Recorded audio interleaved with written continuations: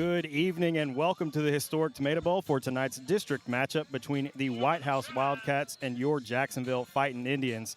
It's Pink Out night here at the historic Tomato Bowl, and we have a Pink Out tailgate going on in front of the stadium with food, face painting, a DJ, games, and the varsity basketball, cross country, and volleyball teams are signing trading cards. Welcome into our countdown to kickoff. I'm Ryan Travis, joined in the front of the Tomato Bowl tonight by Todd Travis and Matt Montgomery. So thank you for joining us here on JISD Live.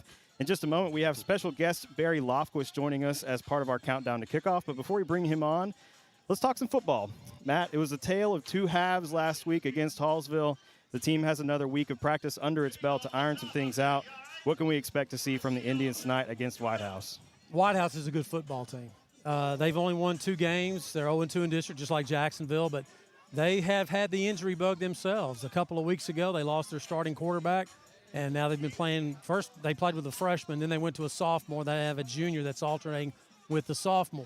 So that really hurt Whitehouse, and when they went and lost that first district game to Mount Pleasant. But, yeah, Jacksonville just continuously shoots themselves in the foot. They played some pretty good football games, except for 5 or 6 plays. Going into halftime last week, up 10-7 on Hallsville, and got the fumble to start the third quarter, got to overcome it. But it wasn't just that. They scooped and scored it, did Hallsville, and took the lead. But then Jacksonville had the block punt. So it seems like these things come in waves like that, and before you know it, you're down 14 points. Yeah. So that's what you cannot do against a pretty good Whitehouse football team. Yeah, definitely. And, both teams are coming into tonight 0-2 in district. And, you look at that and you say, well, that's promising for Jacksonville. I mean, the Whitehouse lost their quarterback a couple weeks ago.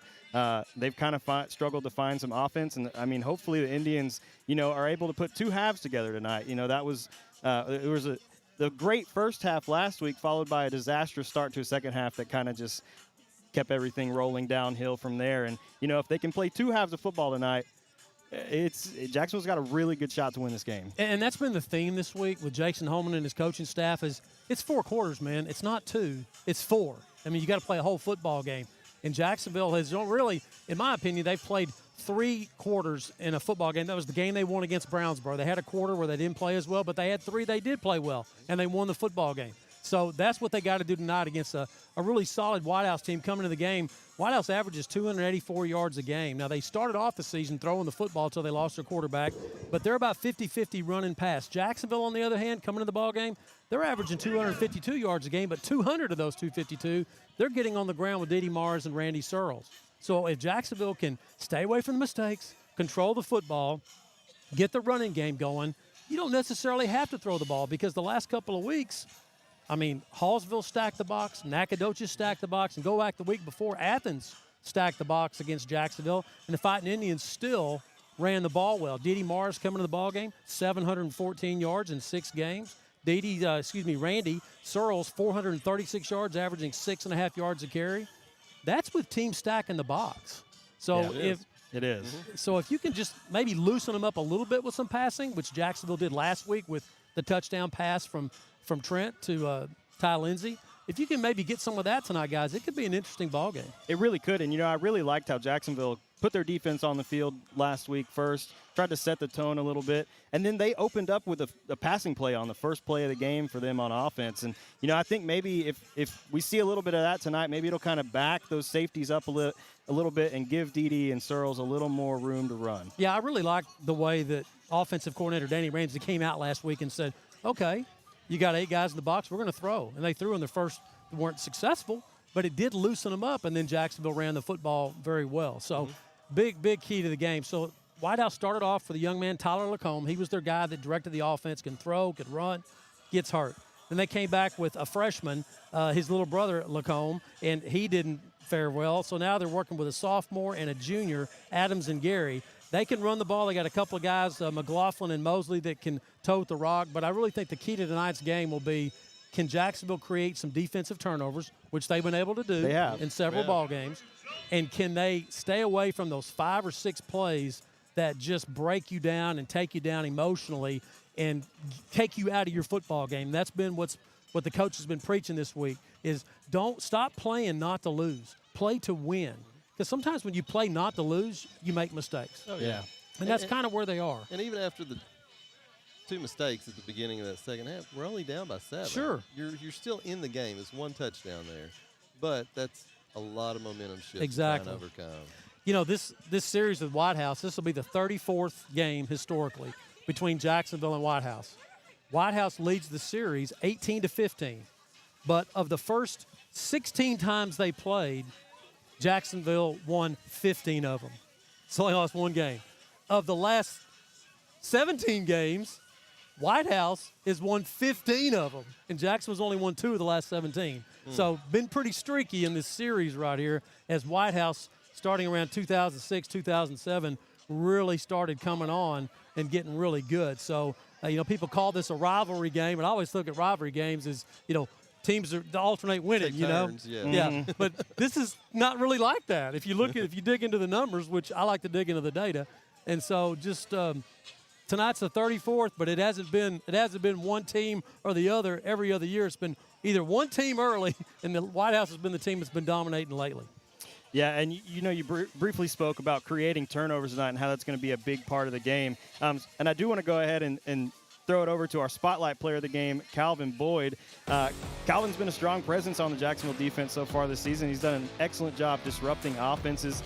He's the strongest player on the team. He's used that strength to his advantage, exploding off the line and getting into the opposing backfield. And, if Calvin can have a big game tonight, along with Jordan Dorsey and some of those other guys, I think we may see some really good defense and maybe a couple turnovers that kind of change the momentum of the game. Absolutely. Calvin Boyd's been playing very well. The junior went to the state powerlifting meet last year as a sophomore. He is definitely the strongest guy on the team. Got a little dinged up last week. Was kind of worried, missed practice on Monday, came back Tuesday, and he's going to be good to go. Michael Miles at linebacker, Dorsey, 37 tackles, 11 TFLs, 4 quarterback sacks, 2 block punts. Jordan Dorsey's been a valuable defensive player for Jacksonville. And I got to say something about Elijah Benavides, the sophomore linebacker. He's the second leading tackler for Jacksonville. And, boy, how about Mario Rodriguez? He's really come on and done a fine job at linebacker when he stepped in.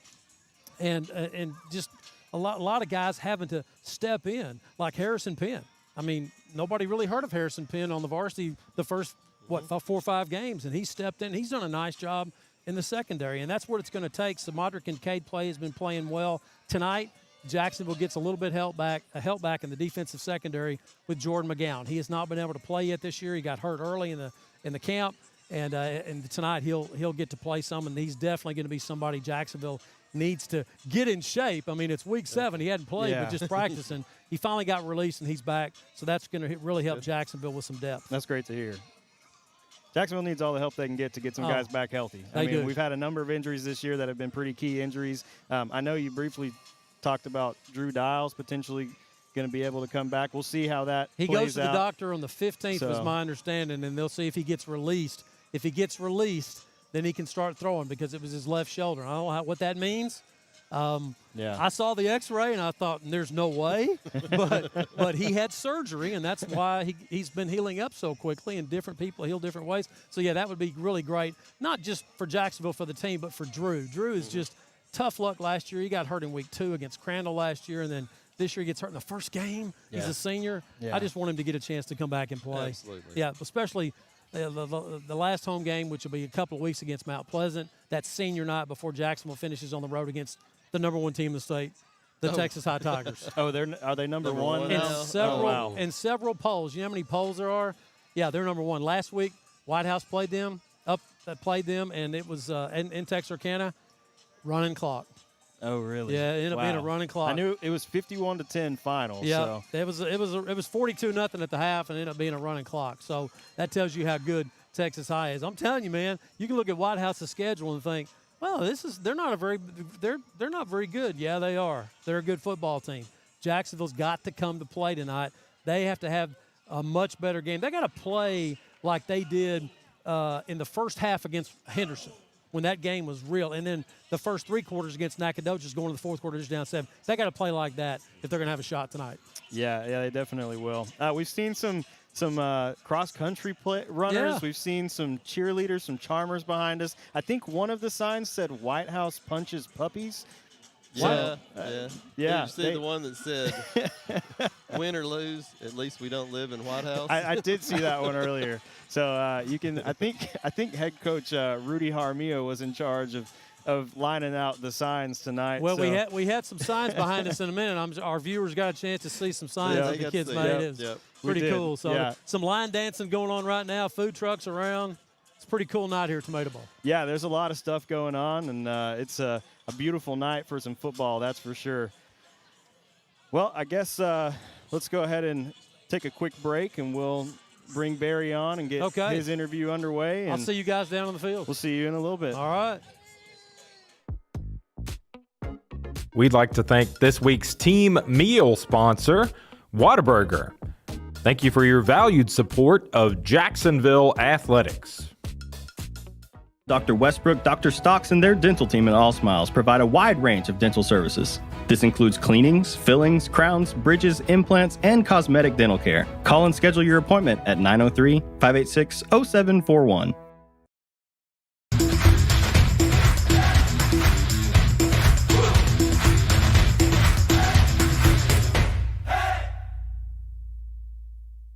Since 1953, Hubert Gloss Oil has been servicing the Texas market with the finest quality fuels and lubricants.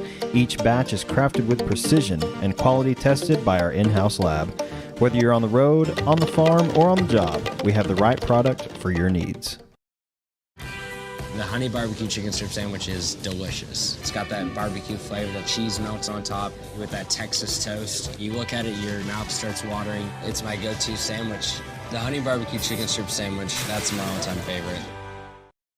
I'm Matt Montgomery. For over 40 years, my business has helped people manage their money and organize their financial life. I'm a registered investment advisor with the state of Texas and chartered financial consultant. Whether you need portfolio management or comprehensive financial planning, I can help you. Call me for a free consultation. Gene Bromlow, class of 66, and his daughter Ann Farmer proudly support Jacksonville Athletics. Come on over to the South Jackson Dairy Queen and get one of their world-famous blizzards. Dairy Queen, where happy tastes good. Tonight's game statistics are sponsored by Randy Gorham, CPA. Randy Gorham, CPA, the source for your accounting and income tax needs since 1984. Since 2004, Legends Old Time Burger Cafe has been the home of Jacksonville's best old-fashioned hamburgers. Hand-battered chicken strips, chicken fried steak, fries, and onion rings are the best around. Legends, home of Jacksonville's best old-fashioned hamburger. For the first day of school, for the last day of work, for the satisfaction of a job well done, for the ideas that change the world. For good times, for not so good times. For her future and hers and his. For serving our customers and connecting communities, we're here with you for good. Austin Bank, with you for good.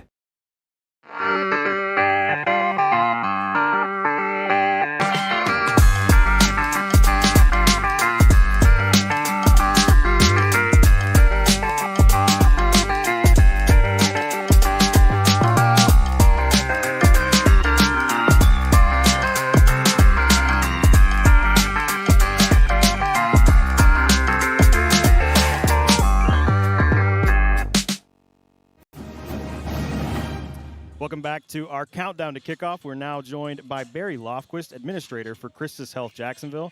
Barry, we're excited to have you on tonight. Thank you for joining us. Hey, it is my pleasure. I'm super excited about this. I can't think of a better setting for a high school football game than this one right here tonight. It's a nice one. I mean, we've got a lot of stuff going on out here for the tailgate.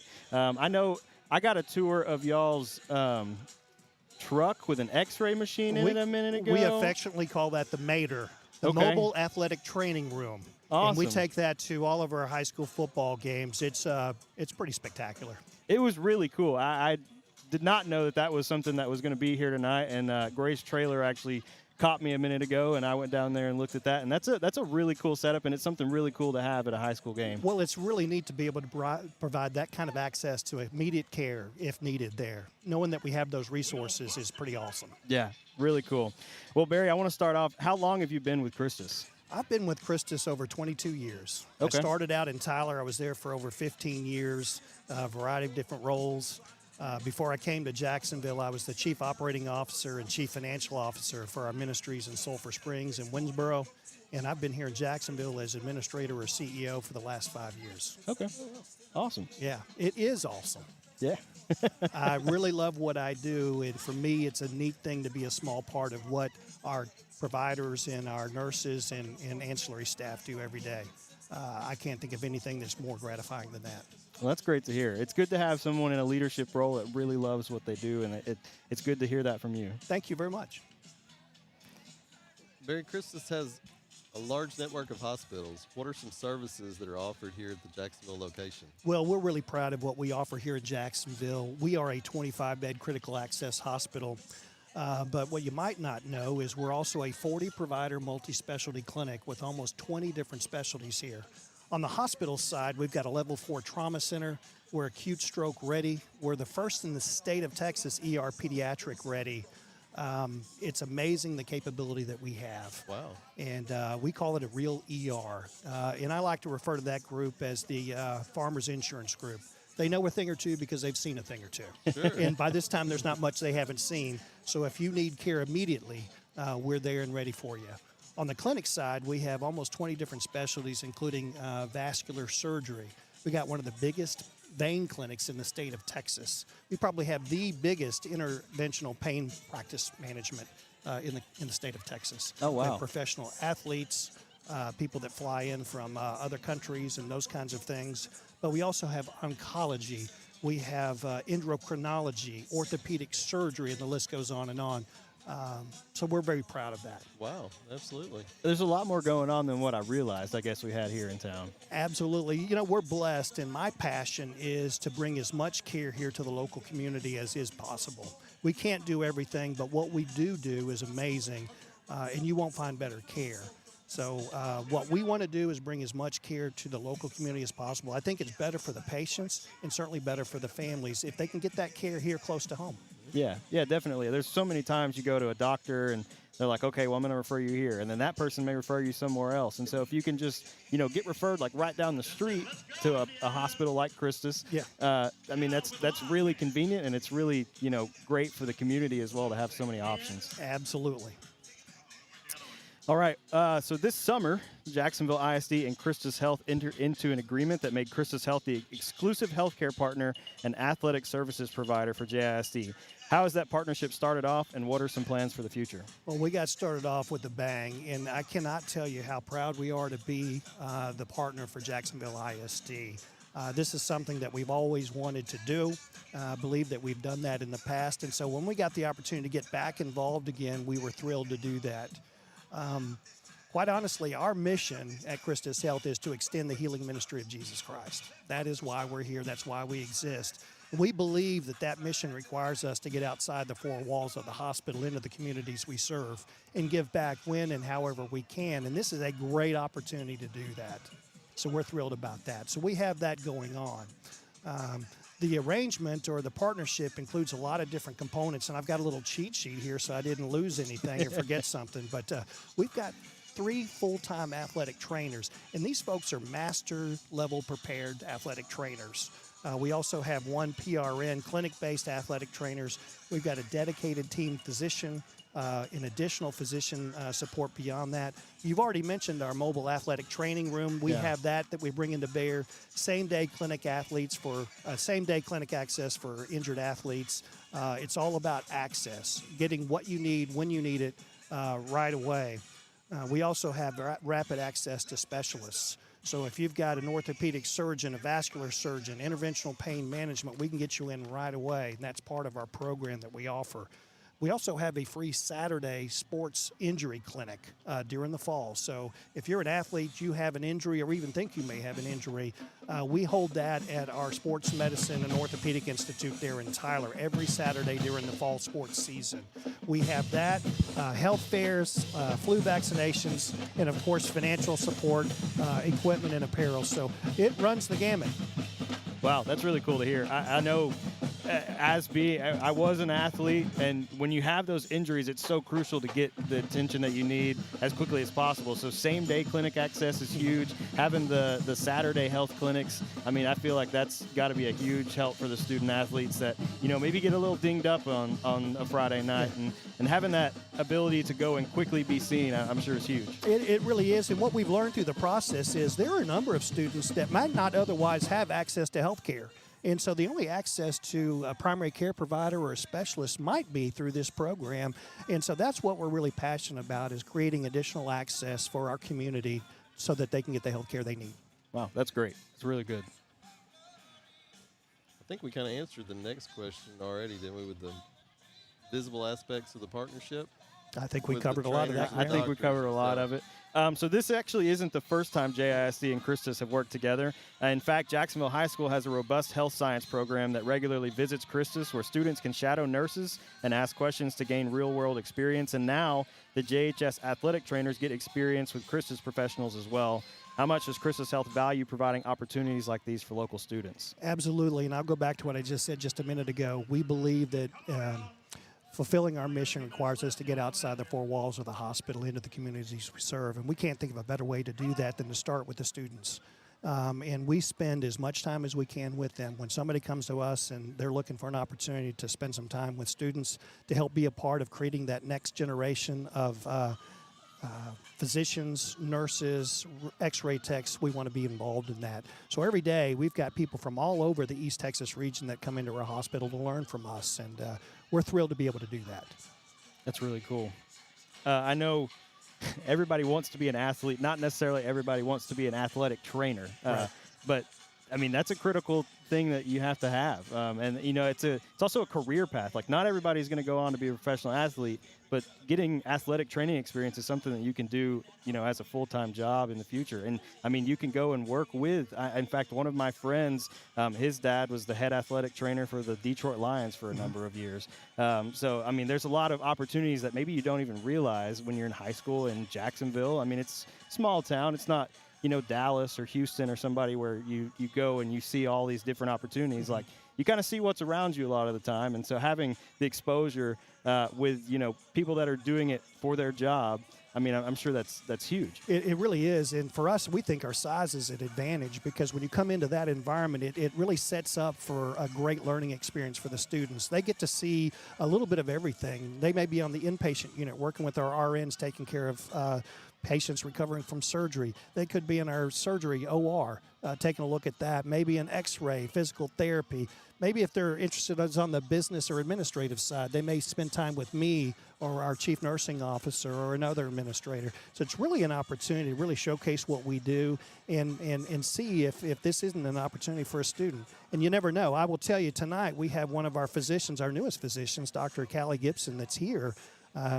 She is a Jacksonville product, went to Jacksonville High School, and now here she is. She started out as a student probably in this same program, and now she's one of our providers, works in our Christus Trinity Clinic, and she's also one of our hospitalists. So you never know. Yeah, definitely. Wow, that's really cool. I actually think I got an email about her Oh, did the you? other day. Yeah. Yeah. Now, she's amazing. We're lucky to have her, but this also just allows us to give back to the community and invest in our students. Absolutely. That's great. Thank you. So outside of the partnership with Jacksonville ISD, how else is Christus Health involved in the community?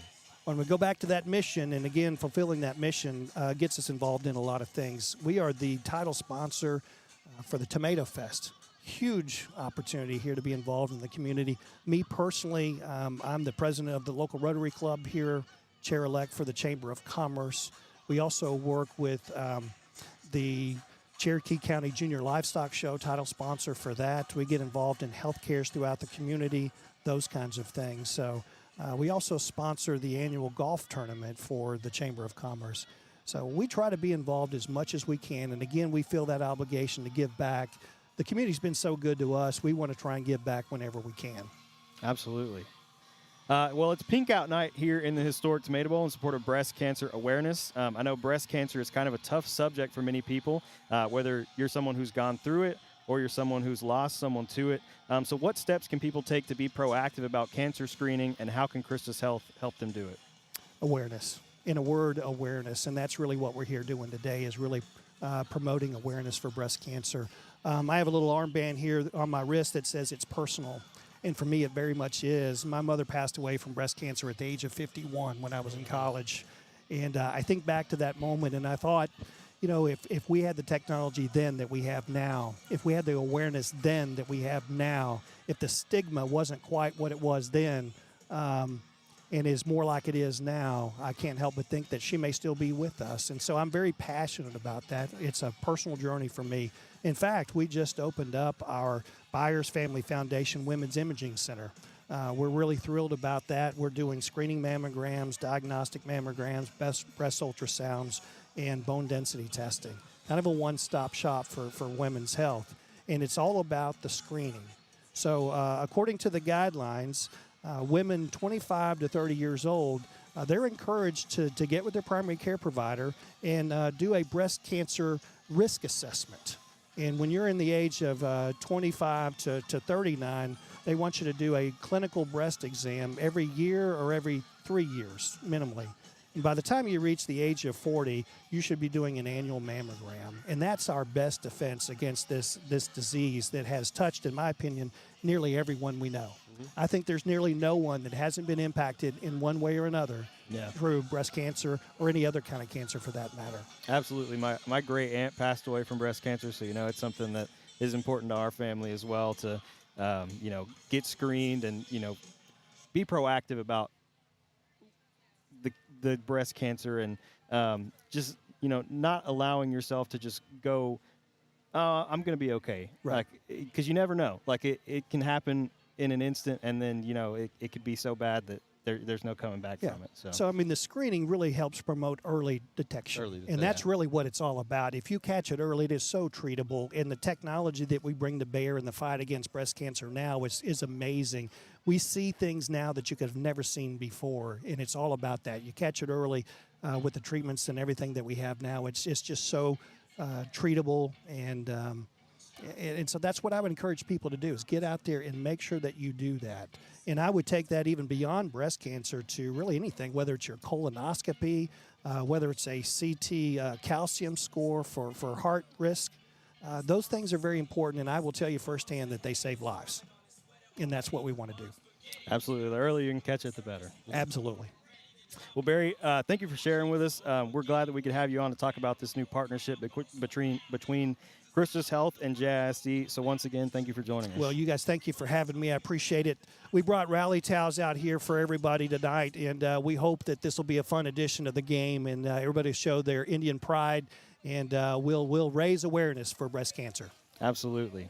All right, guys. Well, it's about 7 o'clock, so let's send it over to Inside the Huddle with head coach Jason Holman, brought to you by All Smiles Dentistry. Thank you. Dr. Westbrook, Dr. Stocks, and their dental team at All Smiles provide a wide range of dental services. This includes cleanings, fillings, crowns, bridges, implants, and cosmetic dental care. Call and schedule your appointment at 903-586-0741.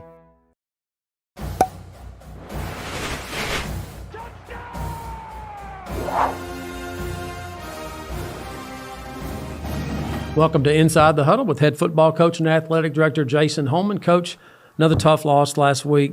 It just seems like each of these games continues to come down to 5 or 6 plays. If you could just eliminate those, it would be a total different outcome. Yeah, of course, you know, we were in great shape going in the halftime with the lead 10-0. We had we were set to receive the football of the opening kickoff of the second half, and at that point we just need to put something together and go down and extend the lead. And then disaster strikes, and, you know, we end up with a fumble, and they score off the fumble right there on the very first play of the second half. So boils down to those pivotal plays, and unfortunately we were on the backside of them. Coaches talk about special teams, and people think, special teams, not that big a deal. But just the last couple of weeks, boy, special teams has really come into play. Yeah, without question. We had issues with the field goal unit the week prior and got 2 field goals blocked. So we've been working hard in both those avenues, trying to get that stuff shored up. Coach, I know it's got to be frustrating, not just for the players, but for the coaching staff, because – I mean, you guys have executed, you've run the ball well, and then it just comes down to just a few plays. And I know that's what you preach to your players, is that you can't have those lapses. You can't have those times when, something bad happens, but when it does, you got to turn it around. Every play is pivotal. This game requires a lot of concentration, a lot of focus on what you're doing at that exact moment. And, it doesn't take but one person breaking down and, bad things can happen. So we've just got to do a better job of staying consistent all the way through for 4 quarters. Yeah, it was really disappointing, not only us as a staff, of course, but, for our kids. Really felt like we had a good opportunity to win a district ball game right there. And get into the win column in terms of district. So, one thing that has been consistent is you guys have been consistently running the football well. Offensive line's been blocking well. That is something that has been your MO, and it's worked well. Kids have improved up front dramatically from where we first started, and we're getting a little bit better each and every week. Running backs understanding exactly where the holes are designed to be. Offensive line starting to understand where they need to fit up. Hopefully we can carry that into this coming week and we can execute even better than what we did last week. Let's take a look at some of the highlights. Jacksonville versus Hallsville. Coach, here's Jordan getting a big sack. Yeah, it was a big play, came at a good time. Several times held them on 3rd down, which we didn't do the week before. Here's Dede for 21. It's a good run by Dede, taking the bounce. Good job of the offensive line, pulling up in the hole, leading him through. Little what I call a tunnel screen here to Brendan, and he breaks it. This was a big play that we knew Brendan was capable of doing. Did a good job of making one miss, and then once he got free of that, bursted for a big gain. This next one, bit of a surprise to a lot of people. You put tied in, and boom, touchdown. Yeah, it's something we've kind of been working on, specifically with him. Just another area where we can put somebody in and make a play. Here's Mario creating the turnover. Zeke falls on it for the fumble. Mario had a really good game. We'll talk about it here in a minute, but that was a big play by him causing the fumble. Good snap, good hold. KC nails the field goal.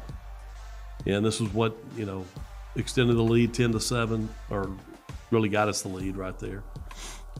TFL here, big quarterback sack by Mike, and Mario. Had good pressure there and people coming free and getting to the quarterback, which we were trying to do on the key 3rd downs. Good coverage by Harrison Penn right here. He's really playing well at safety. Did a really good job of staying in it and fighting the receiver for it, and ended up having a pass breakup. Back to your end zone here, and Randy goes for 17. Big play here. We were backed up, of course, in a pretty dire situation. Good job finding the hole and popping free. Coach, your players of the game this week against Hallsville. Our players of the game this week, we had Saul Garcia graded out as high as anybody and probably as good as he has all year long. Did a great job blocking for us up front. Defense, that would be the offensive player of the week. Defensively, Mario Rodriguez had a really good game. Had 9 solos, 2 assists, 2 have. A very similar circumstance to what we were facing going in the Hallsville game. Mm-hmm. And, of course, when things like that happen, as we all well know, it's going to affect your offense in terms of what they actually can and can't do and what they do well. So, we got to take advantage of it. That's their misfortune needs to become our advantage. Yes. So we want to take full advantage of them. And the good thing about it is there's a lot of carryover between last week and this week in terms of what they do offensively. There's a lot of similarity there. So, in talking to the kids, I said, you're really going to get 6 practices on what Whitehouse is doing. Mm-hmm. So hopefully that bodes well for us. They're a little bit different defensively, but at this point in the year, we've kind of seen a variety of things. So I don't think anything they can do would necessarily be a surprise. It's just a matter of sticking to your rule sets and understanding your blocking rules and, design the plays and where to fit. So. You get to this point of the year, it is a survival of the fittest. I mean, who attrition with injuries and things like that. And Whitehouse has had to change some things offensively. What have you noticed about what they look like maybe a few games ago versus what's happened the last couple of weeks since they have been hit? What will they do offensively, I guess is what I'm asking. Well, originally, their starting quarterback,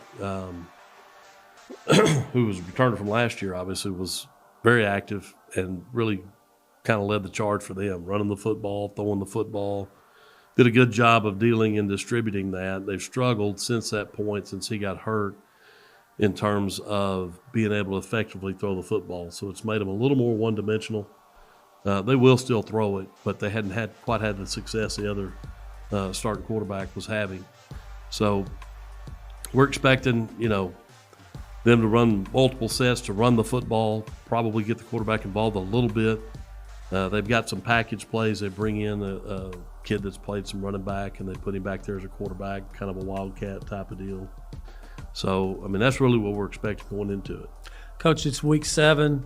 You put everything in. I know you had some wrinkles here and there, but at what point of the season, and maybe we're here now, is that, you got to do what you have to do and focus more on what they're trying to do is not near as important as what you're trying to do, if I'm trying to say that right. Yeah, we tell the kids all the time, it's not about the opponent as much as it is about us. It's about our execution. It's about those players that are on the field at that given moment doing what they're supposed to do.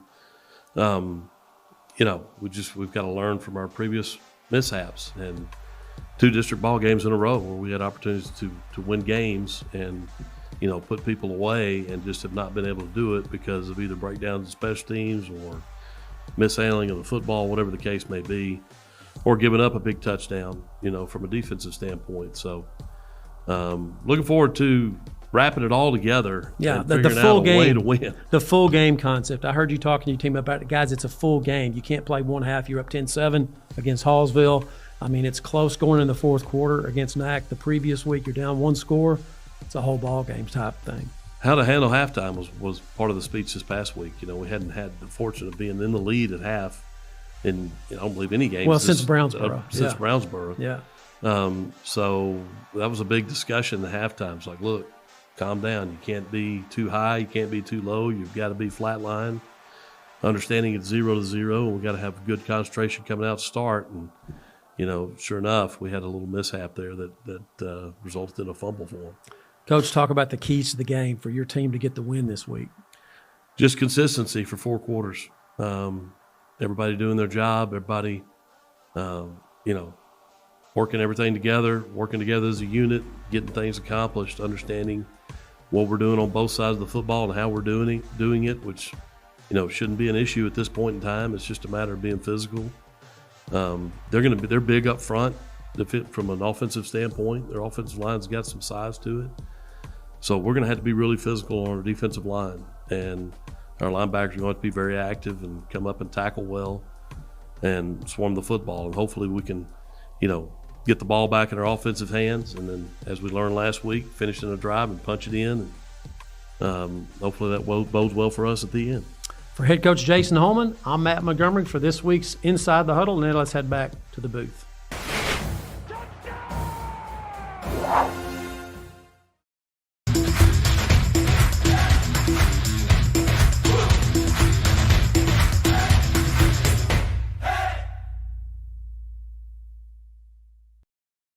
Dr. Darwin Dar and his staff at Dar Chiropractic specialize in family chiropractic care, exercise rehab, digital x-rays, nutrition and weight loss programs, decompression, and chiropractic wellness care. Located down the street from the Tomato Bowl, Dar Chiropractic. They can help you feel better. This glorious Whataburger is yours. A few minutes ago, it didn't even exist. Why? Because every Whataburger is 100% fresh beef and made to order. That means we didn't start cooking it until this exact moment, right here, when you ordered it into existence. Whataburger, just like you like it. Passing the competition by leaps and bounds. The team of world-class specialists at Christus Orthopedics and Sports Medicine Institute are experts in caring for bones, joints, and muscles. In addition to treatment, they also provide special programs designed to keep you in optimal shape and improve athletic performance. So whether you're a student athlete or a weekend warrior, they'll keep you at the top of your game. Christus Orthopedics and Sports Medicine Institute, taking orthopedic care a step further. We'd like to thank this week's team meal sponsor, Whataburger. Thank you for your valued support of Jacksonville Athletics.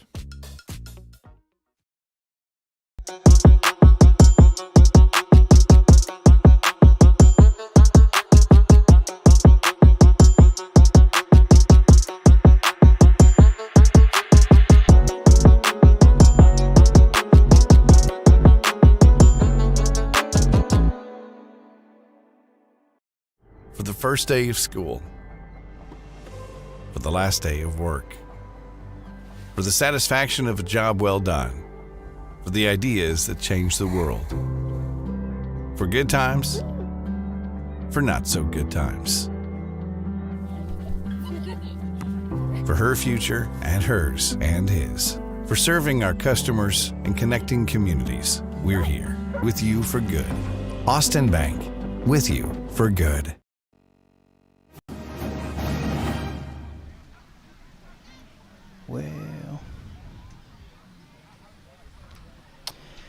Welcome back to the historic Tomato Bowl, downtown Jacksonville. Got about almost 17 minutes remaining here before kickoff. Matt, how's it going? Hey, it's going well. Got great weather down here, no wind, just one of those fall football nights developing down here on the floor of Tomato Bowl. Love it. I'll tell you what, it was a different kind of hustle tonight, being in front of the Tomato Bowl to get up here and get everything squared away than it is to just do it next to the press box. So yeah, it's pretty impressive watching you guys bounce back and forth like that. I mean, it worked out pretty good tonight. So we had Barry on. He was great. I don't know if you got to listen to any of the interview. I did not. I'm going to go back and watch it on our YouTube channel, which everybody knows they can do. I'm going to be doing that. It was a lot of fun. He was great to talk to. Yeah, I've heard great stuff about Barry and this relationship with Trinity Mother Francis, and man, it's great to have them as not just us to be a part of them, but them to be part of the Jacksonville community. Absolutely. And we just appreciate all the work that they've gone into being just one of the primary sponsors here at Tomato Bowl. They're, you see Christus Health all over Tomato Bowl, and we appreciate the sponsorship and supporting all of Jacksonville athletics. So it's a great night here for football, Jacksonville and Whitehouse, and we talked about this in pregame in case people missed it, a little bit of history between these two teams. This is the 34th meeting between Jacksonville and Whitehouse. They first played in 1987. Whitehouse leads the series 18-15, but as I was sharing with you guys in the pregame table, it's really a strange string of 33 games so far. As the first 17 games, Jacksonville won 16 of them, and Whitehouse only won one. But of the last 16 games, Jacksonville's only won 2, and Whitehouse has won the other 14.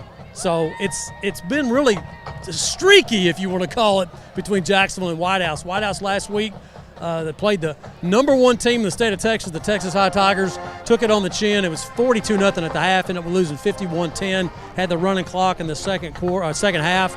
But, hey, it's Texas High, and it is, Jacksonville has to head up to Texarkana in week number 10. So that's a good football team up there. Maybe it's time for the streak to change here. Maybe Jacksonville needs to start a streak tonight. Sure would be nice. That would be great. Yes. And the theme this week in practice was 4 quarters, because Jacksonville's done a great job playing 2 quarters, maybe 3, maybe 1.5 in the first 6 games. And it's like when they went to center and they got down so fast and down so big at the half, and they won the second half in points, but it's the first 2 quarters that killed you. Well, here you are in week 7, and hopefully Jacksonville is – can stay focused and stay away from some of those killer plays that seem to decide the ball game. And even when they make one of those plays, they're not out of it. Like last week against Hallsville, you fumble the first play of the third quarter, scoop and score by Hallsville. It's just 14-10, but then you get a punt blocked. Right after that, Hallsville goes down there and scores. Now all of a sudden it's 21-10, and your dauber's down. So this Whitehouse team, in my opinion, they're better than Nacogdoches, and they are better than Hallsville. So Jacksonville needs their A game tonight with no mistakes to have a chance to get a victory against Whitehouse. And we've seen this Jacksonville team play hard. I mean, there's been a lot of hard-fought games. They're still playing hard at the end of the games, even though the score may get kind of lopsided at times. So you can't doubt the effort that they're putting in. It's just the mistakes that have really cost them this season. I mean, we talked about the fumble last week, the blocked punt. There were a lot of penalties that were killing drives in a couple of games. And, this Jacksonville team they're growing. They definitely have throughout the season. But, we're just going to need to play a clean game and really minimize the mistakes tonight against Whitehouse. Exactly. And, of course, if you go back to last year and what a tough year that was for the Fighting Indians and how much they've gotten better this year. Yes, they've only won one game, okay, but the improvement defensively. Last year at this time, I was looking at the stats, and through 6 games last year, Jacksonville was giving up 43 points a game. Well, through 6 games in 2024, it ain't great. They're giving up 29 points a game, but that's a 2-touchdown improvement. That can help you. Offensively, Jacksonville's got to score. When they get in position to score, I love KC getting field goals, but they got to get the ball in the end zone and get some touchdowns because they are only scoring 11 points a game. At this point last year, Jacksonville was scoring 17 points a game. Not much of a differential there, but and the other thing that's gotten so much better this year for Jacksonville, number one, you mentioned penalties. Last week, 1 penalty against Hallsville for 5 yards, just 1. That's impressive for any game. For any game. But the turnovers, the defensive turnovers that Jacksonville has created this year has been really impressive. They've got 2 punt blocks. They've got a scoop and score. They've got a blocked extra point that they ran back for 2 points against NAC a couple of weeks ago. So there are some great improvements that Jacksonville has made from last year to this year. I'm seeing it. It's just not being converted into wins because, as we said, repeat myself here, it's 5 or 6 plays each game that they have that just kind of blows things up. Oh, yeah. I mean, 11 points a game, that could easily be the 17 that we had last year. I mean, there were a couple drives that we get inside the 5 and penalties back us up and we don't convert. And, I mean, that spans several games. So, I mean, you take away those penalties, you get those in for scores, and, I mean, Jacksonville could – potentially have a completely different season. No doubt. And talking to Jason Holman this week, and we were talking about, it's you want to throw the football. You got Trent Clater, who gets better and better every week. He's getting more comfortable through a touchdown pass last week to Ty Lindsey from 11 yards out against Hallsville, getting better. But Jason Holman said, you can win at the high school level being primarily a running team, and that's what Jacksonville is.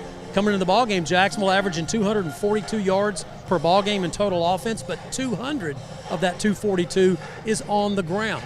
And he said there's no reason why you can't win football games running the football primarily. He said, look at Liberty Hill. Of course, they're state champion, and they've got that down to a science. You look at the college game, Army and Navy, they're running the ball. That's all they do. And they're both undefeated right now, they're if undefeated. I'm remembering correctly. Yep. So if you control the line of scrimmage, and that's where I think this game will be decided tonight, can Jacksonville's offensive line control a really strong front that Whitehouse has defensively? They're strong. Offensively, Whitehouse has a big offensive line. They've made some changes, had a couple of injuries, but they are still big. At one point, they were averaging 300 pounds plus, averaging on the offensive line. I think that's down a little bit because they've had some injuries. Those are some big boys if you're averaging over 300. Kids are just so much bigger today than they were even 20 years ago.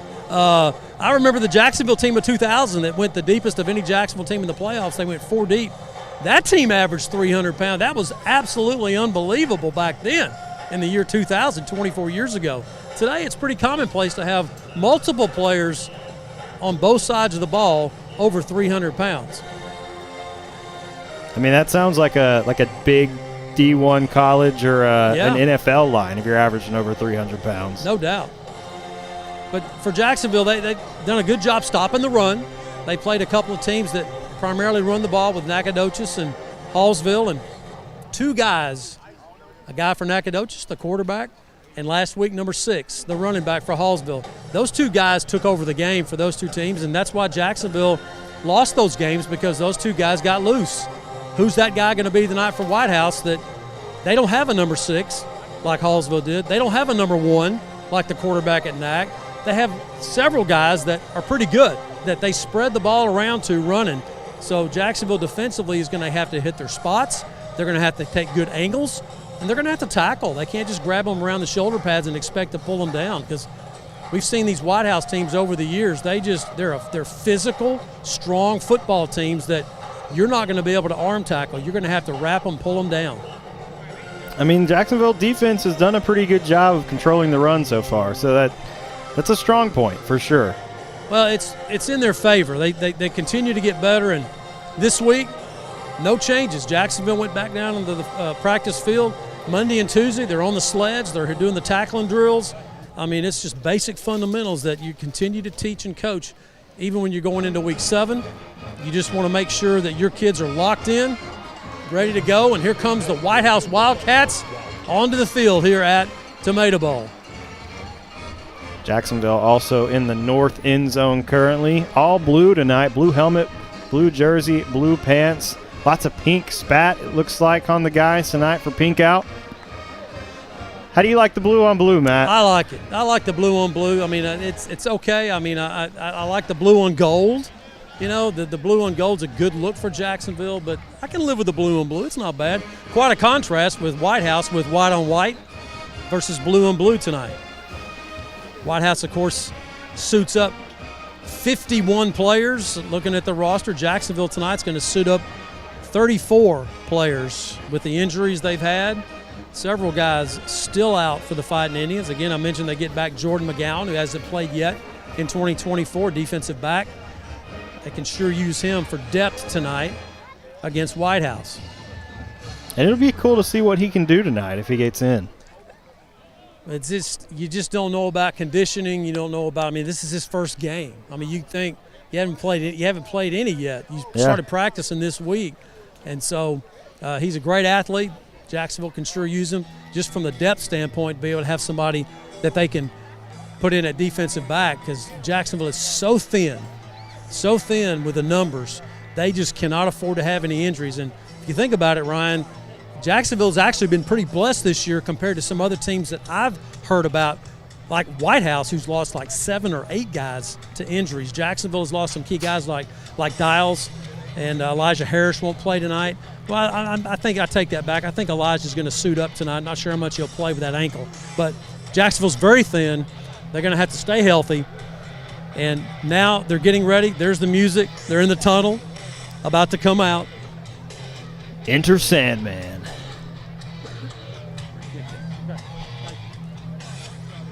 Jason Holman just walked by and said Jacksonville's going to be on defense first. They're kicking. They deferred. That sounds like a good call to me. Yep. Worked well last week. Had that 10-7 lead, and you got the ball, and gave that advantage away quickly. Here they come. Here comes the tribe. See Randy Searles? I did. He just did 2 backflips. I'm sure that warms Jason Holman's heart with the injuries they've had, watching one of your primary running backs doing backflips down the field. Yeah. I mean, it's cool, but you definitely don't want to get hurt before the game running out. Oh, no, you don't want to do that. How'd you get hurt? Well, I was doing backflips coming out of the tunnel. Yeah. That's not what you want. That doesn't sound great. All right, players lining up on their respective sidelines right now to get ready for the Jacksonville High School Band to play the national anthem. As we're getting ready to go, Jacksonville versus Whitehouse, 34th meeting all time between these two teams, close in proximity. About 20 miles separates these towns. And those who protect our freedoms both home and abroad. Please join the Jacksonville High School Fighting Indian Band under the direction of Mr. Donnie Barrier as they play our national anthem.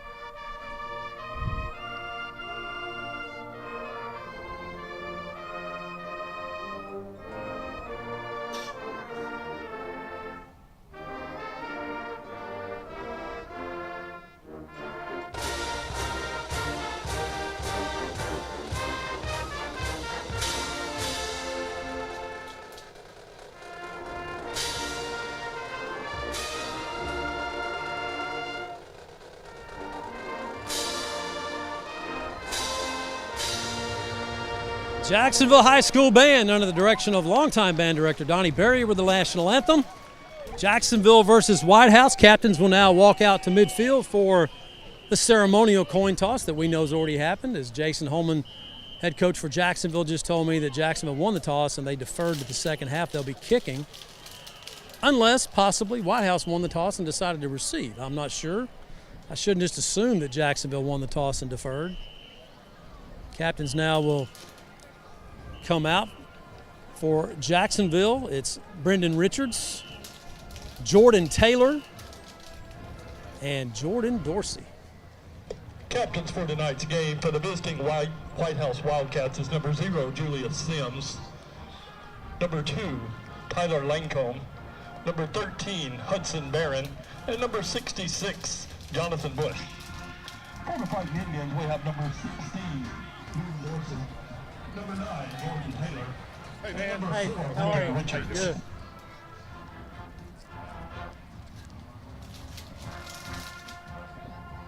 You notice one of the captains out there, Jordan McComb. That's the injured quarterback.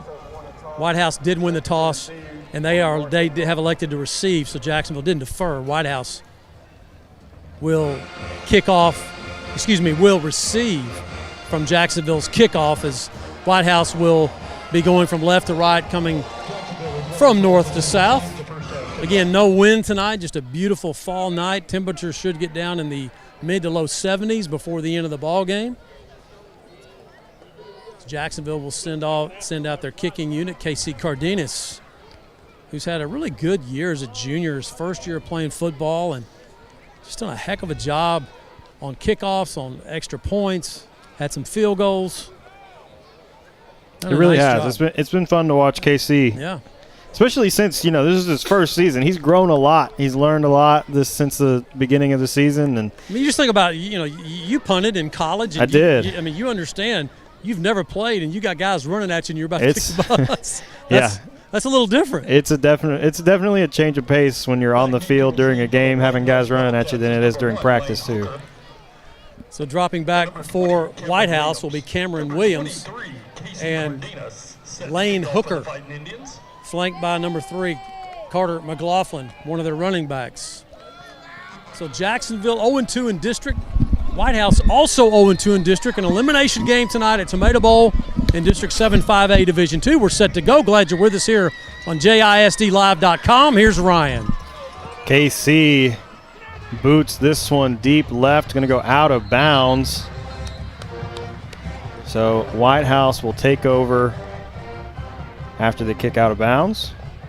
Not sure that's what Jason Holman wanted right there from KC. Got a lot of leg into it, but yeah, a kick out of bounds is never a good thing, especially on the opening kickoff. Either way, that's a 5-yard penalty. You got it at the 30 instead of the 25, huh?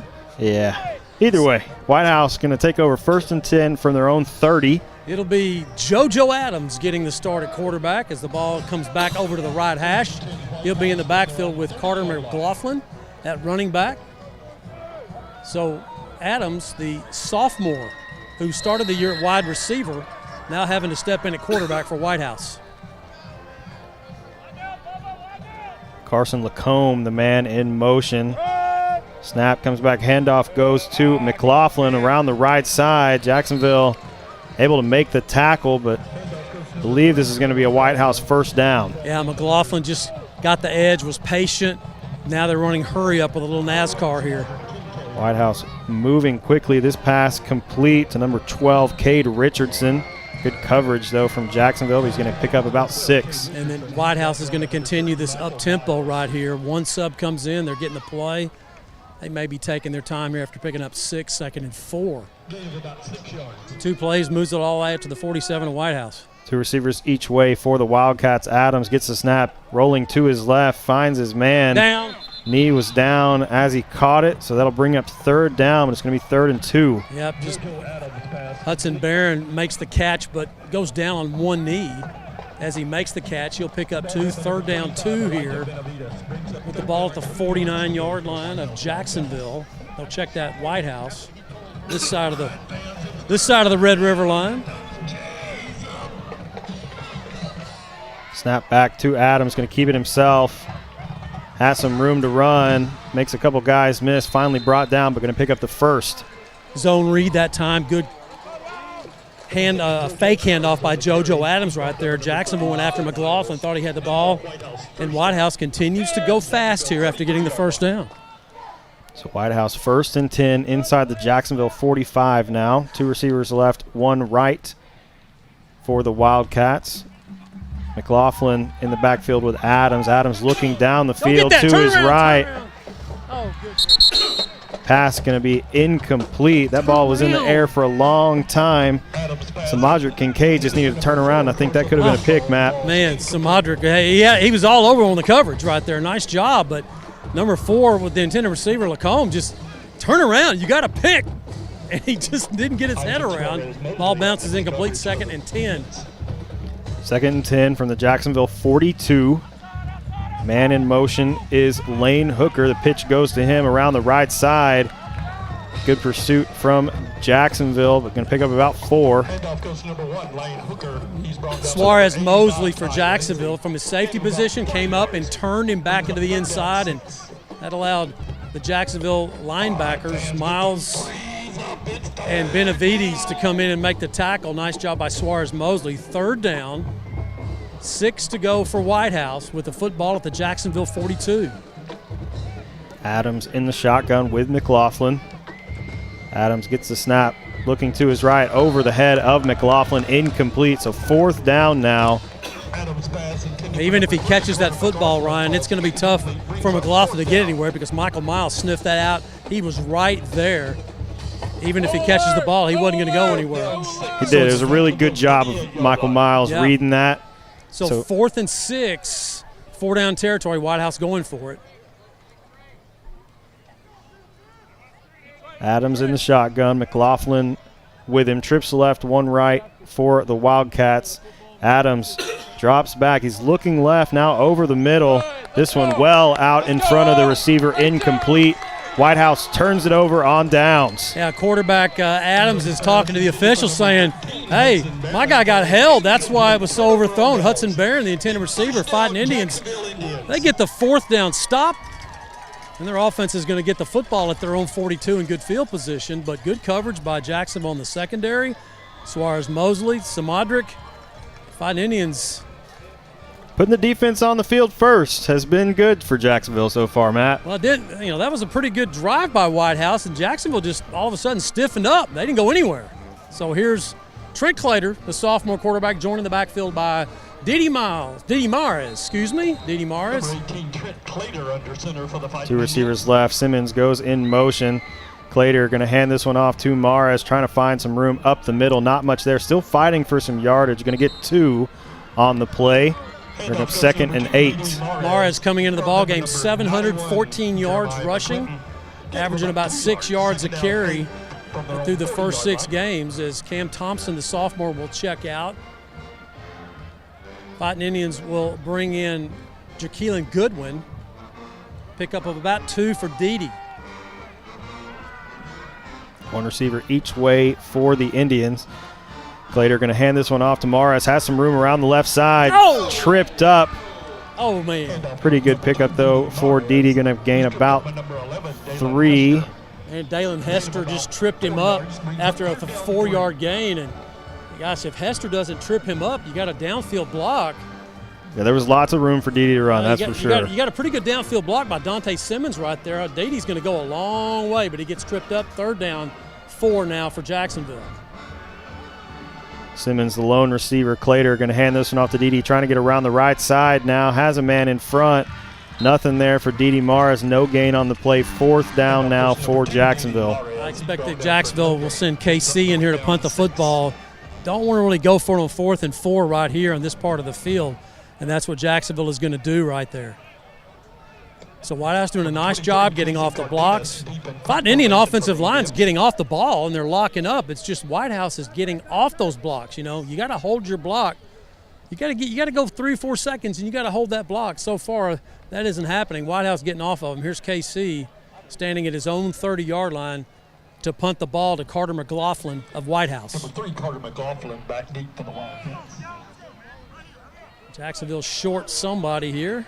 Got a gunner They're waiting for it. It's Jordan Going to be a McGowan. delay game here, Yeah. Matt.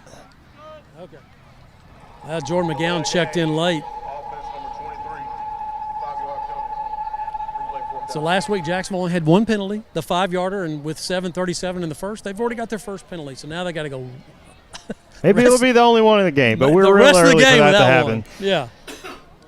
So KC now from his own 25, set to punt this one away. Good snap back. KC trying to get it off quickly. Man, Whitehouse had a man there to block it, but a pretty good roll. McGowan going to let this one roll inside the Whitehouse 25, going to be down at the 23. Ryan KC's got to get that ball off a little bit quicker. Oh, wow. It was close. Oh, Noah Lindsay was all over. I think Lindsay blew it for Whitehouse. All he's got to do is just stretch his body out, and he kept running toward KC. You just stretch out, you're going to get the block. Yeah, he's going to have to two-step that thing, not three. So here's Whitehouse with their second offensive possession. They'll start this one at their own 23. 2 receivers left, 1 right for the Wildcats. Adams, high snap, able to bring it down. Handoff goes to McLaughlin.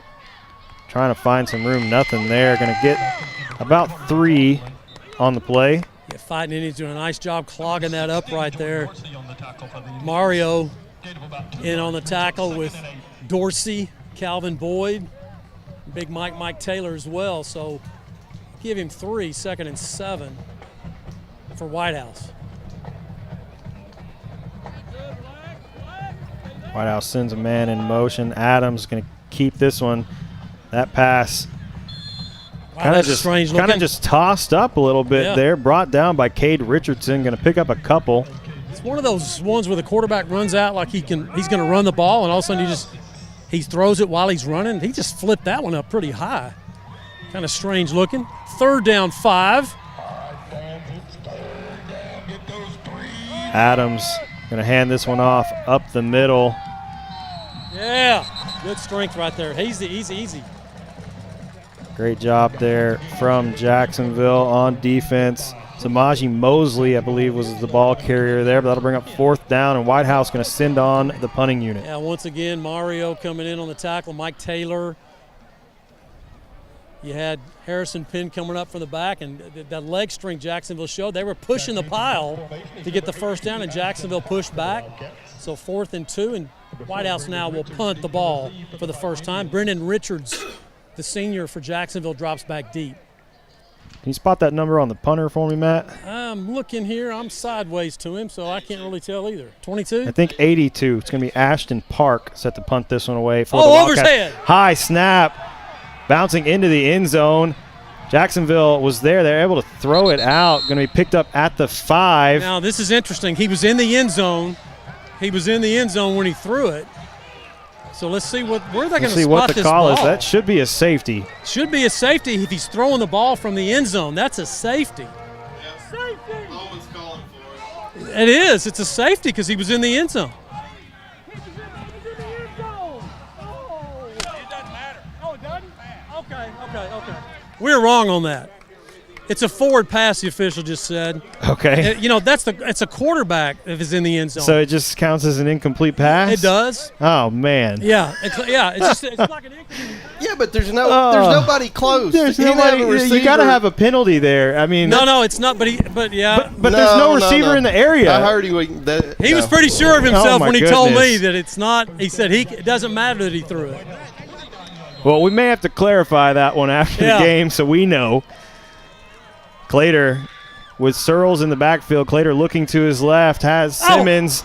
That one off the hands of Dante Simmons, incomplete. Great throw by Trent. Wow. Good throw. Dante, it looked like got kind of held up there by the corner over here on the near sideline. This is a Tyler officiating crew led by referee Brad Frisbee. He's a good one. Has a good crew here tonight.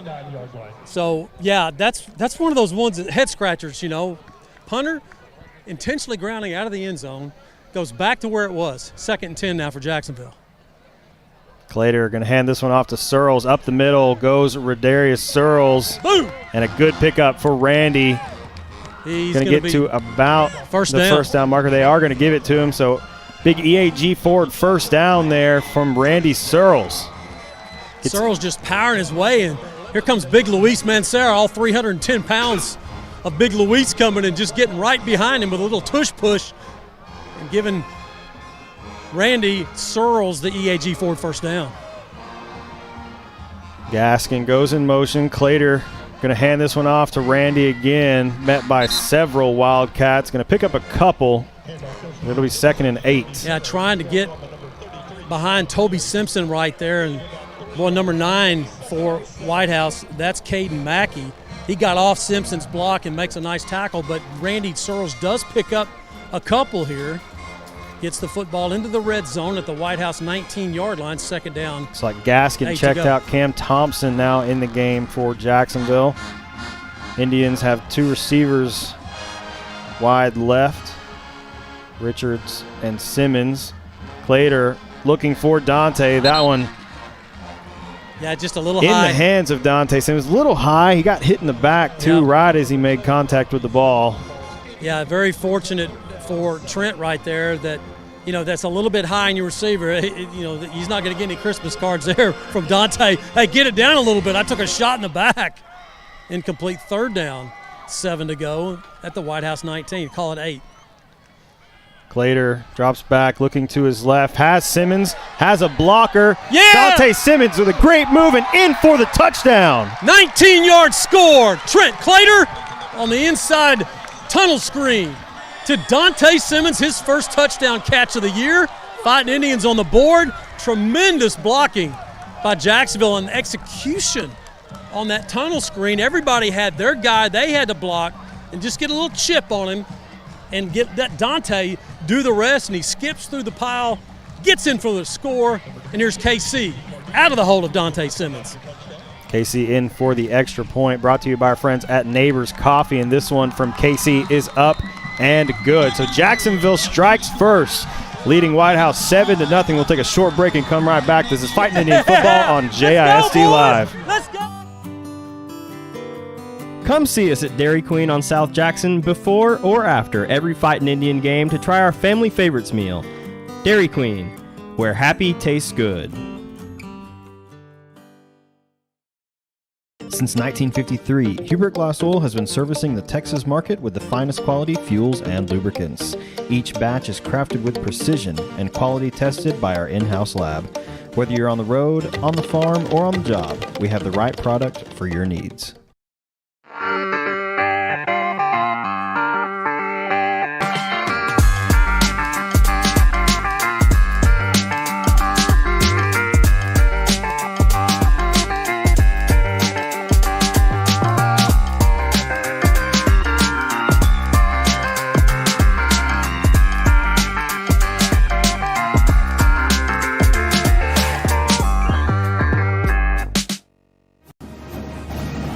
Welcome back to the historic Tomato Bowl. Jacksonville on the board first. KC set to kick this one away.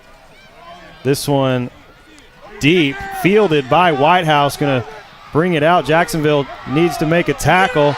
Big tackle there from Jordan McGowan on the kickoff. Boy, if I missed Jordan McGowan. Woo, boy. He was on the edge, and, man, he made a beeline to the middle. Makes a tackle at the 18-yard line. Todd, you got a scoring summary for Jacksonville. It was a 5-play drive, covered 31 yards, finishing with a 19-yard pass play from Trent Clater to Dante Simmons for the touchdown. 7-0 Jacksonville. Here's the third offensive possession for Whitehouse. They'll start at their 18. Adams looking to his right, finds his man. Jacksonville able to push him out of bounds. That is that was break. Almost late there. That's a late hit. I'm sorry. Whew. That was a late hit. They didn't throw a flag. They did not. We got lucky on that one. Did we? I mean, Harrison Penn they were both in the white of the sideline. 2nd and 5. Whew. Jacksonville catches a break there. 2 receivers right, 1 left for Whitehouse. This handoff around the right side with Zamaji Mosley. Lots of room to run. Jacksonville needs to make a tackle. Zeke finally able to drag him down.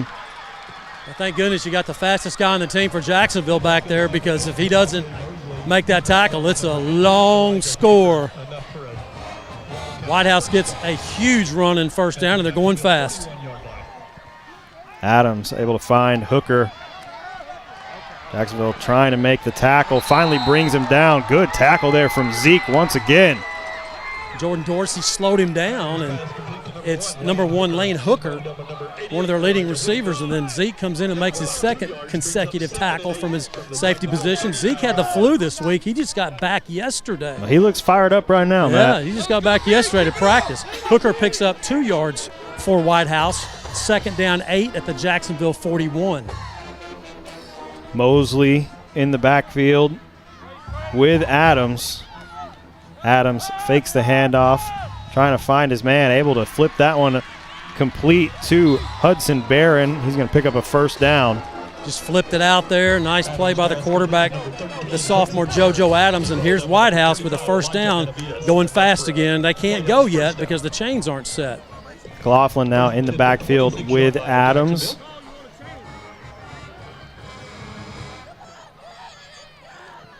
Adams flips this one out to Hooker once again. Steps out of bounds. Going to pick up a couple. You know, those little passes, those little hot routes like that, that's just like a running play for Whitehouse. They've been doing those for years. Go back to the Patrick Mahomes days, and he would throw it out there like a shortstop throwing to first base on a short hop. He still does it now in the NFL. Oh, yeah. They still do that at Whitehouse. They pick up 6 yards right there. It's like a running play. 2 minutes here remaining in the first quarter. Adams down the field. Pass is complete to Carson Lacombe for the Whitehouse touchdown. Samadrick Taylor on the coverage just didn't get his head around again. You know, when you see the receiver flash his hands, when he flashes his hands, you got to get your head around and you got to go up and compete for the football. You can't wait till he tries to bring it down and knock it loose because he did not. So Whitehouse is on the board. 7-6. Here's the extra point by Ashton Park. Number 81, Josh Torrance. Actually, check that. It's Josh Torrance. Extra point from Josh Torrance is up and good. We do a flag on the play. Usually that's offsides as both teams are leaving the field.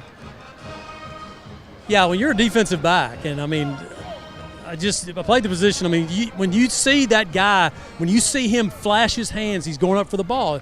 That's when you get your head around, and it's just a technique thing that Samadrick will get better at. So officials still talking about the penalty. I believe they're going to maybe enforce it on the kickoff. Let's see. They're talking to Jason Holman. Yeah, it's going to be against Jacksonville, so they're going to mark that on the kickoff. So extra point is good, 7-7. Jacksonville and Whitehouse with 1:54 remaining here in the first. This is what Whitehouse likes to do. They like to go fast. What slowed them down, as we've talked about already, they lost their starting quarterback, McComb, in week 4. Yeah, and when that happened, they had to kind of reinvent themselves, or actually reacclimate themselves to a couple of other quarterbacks and see which one was going to step up. And so far, it's JoJo Adams, and he's doing a nice job.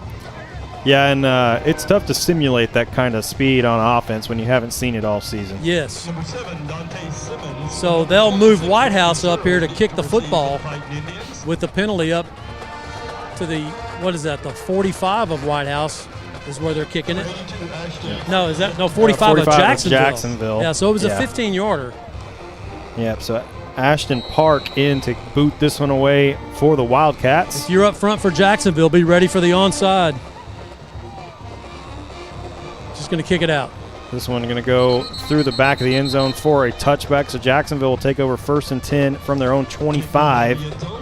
Minute 54 remaining here in the first quarter. I know it's early, and you guys were kickers, but it's early like that. But if you're kicking off from the opponent's 45, why would you not take a shot at just a pop-up or maybe an onside kick right there? We did in college several of those. You're already on the other side. After, and it's like, well, we might as well try to get one back here. And my thought is you pretty well wasted the penalty there. You did. When you're kicking that short, why just put it out of the end zone? Why would you do that? Just take a shot. I mean, even if you pop it up to the 30. Or kick it down inside the 5 and just let them field it. So here's Jacksonville's third offensive possession. They'll start it at their own 25. Dante Simmons, lone receiver for Jacksonville. This handoff Dede. going to go to Dede up the middle. Dede breaks it around the left side. Lots of room to run. Finally steps out of bounds about the Jacksonville 45, but a big EAG forward first down for Dede. What I like, the way Dede Marr is the way that he recognizes the angles of the defense. He saw that he had the sideline, and he said, I'm going to get to the sideline. I'm going to go up vertical. And when he saw the defenders had the angle on him, he didn't take the hit. He just ran out of bounds. That's smart. He picks up an EAG first down. EG forward first down. Later hands it off to Dede. Gets tripped up. Going to lose a yard on the play, so we'll bring up 2nd and 11. Just turf monster. Looked like he got him right there. He'll lose a yard, 2nd and 11. But, yeah, just a smart run on that previous play by Dede Morris on the angles, reading those angles and getting upfield and getting out of bounds. I mean, Dede takes a lot of hits during the game. There's no reason to add an extra one. If you see it, get out. 2nd and 11.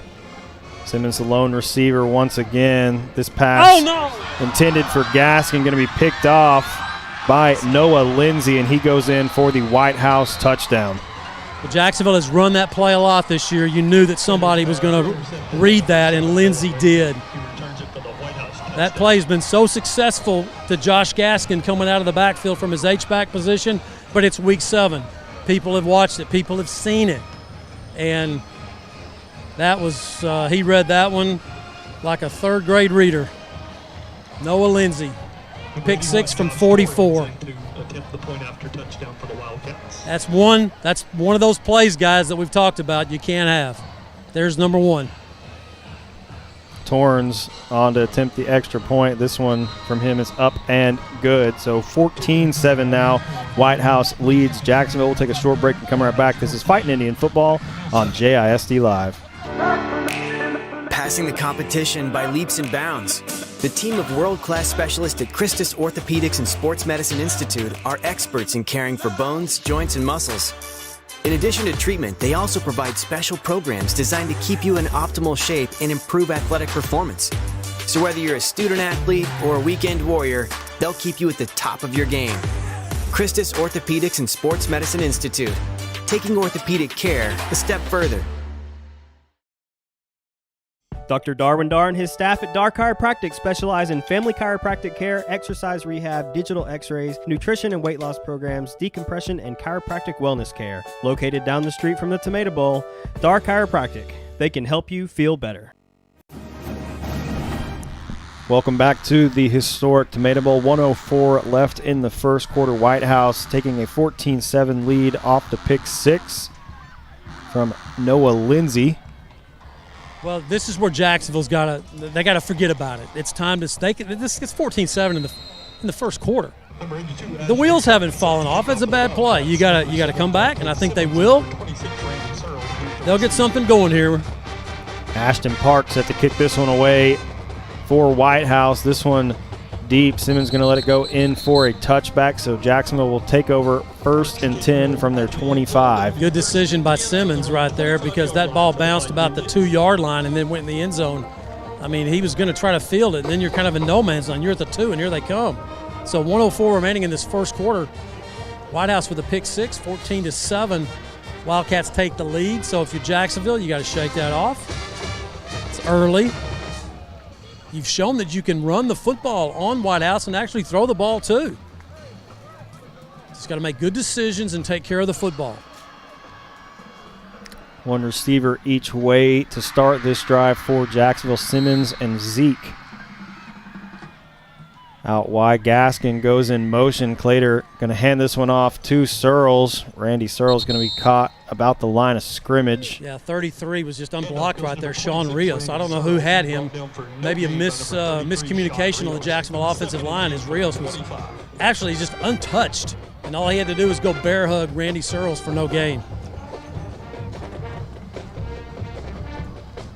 So if you're Jacksonville right here, Ryan, you don't want to go 3 and out and give the ball right back to Whitehouse with the momentum. Definitely not. You need some first downs here. I'm not saying you got to have to go down and score, but you need to change a little bit of that mental momentum here.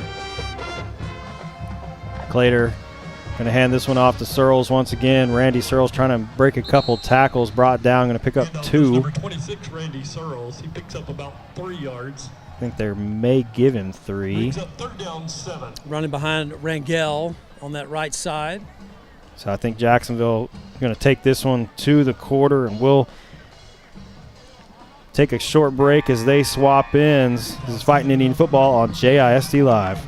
Gene Brumlow, class of 66, and his daughter Ann Farmer proudly support Jacksonville athletics. Come on over to the South Jackson Dairy Queen and get one of their world-famous blizzards. Dairy Queen, where happy tastes good.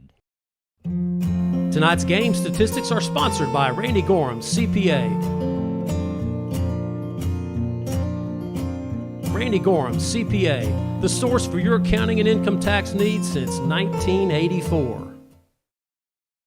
For the first day of school, for the last day of work, for the satisfaction of a job well done, for the ideas that change the world, for good times, for not so good times, for her future and hers and his, for serving our customers and connecting communities. We're here with you for good. Austin Bank, with you for good. Welcome back to the historic Tomato Bowl for the start of the second quarter. Jacksonville with a 3rd and 7.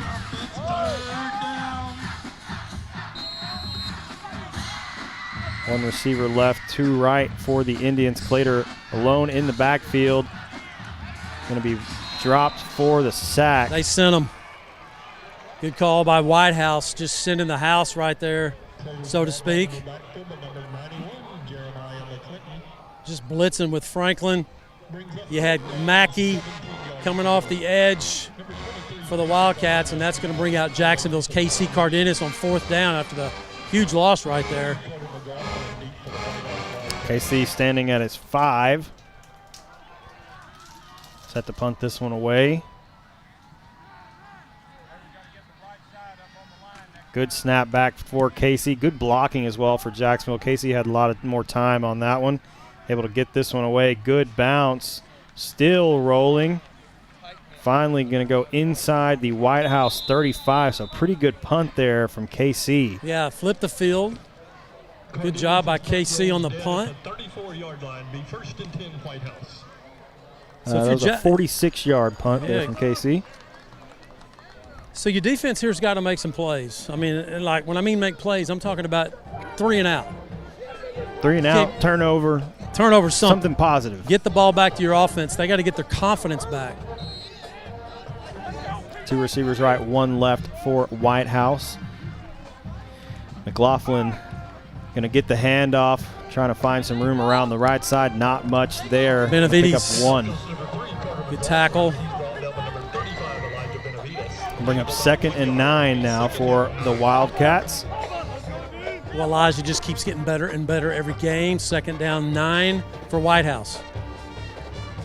Adams going to hand this one off to McLaughlin. Once again, has a hole up the middle. Going to pick up the 1st down. That little hesitation by McLaughlin froze Jacksonville's linebackers, and he just skips right through there. And again, here's Whitehouse hurrying up. Adams now looking to his right, finds Hooker. Pretty good spin move there from Lane Hooker. Going to pick up about 6. Well, I've noticed that every time they go into that NASCAR right there, they're going to flip that ball out there. If you're a Jacksonville cornerback, you need to recognize that and maybe jump that route next time. 2nd and 4. Oh, got motion.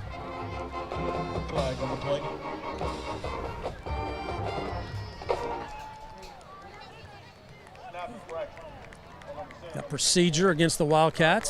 Snap infraction. Snap infraction. That's what he called. Well, he kind of they're hurrying up, and I think the center, what I saw was he went up and turned his head real quick and kind of popped it. I saw the twitch.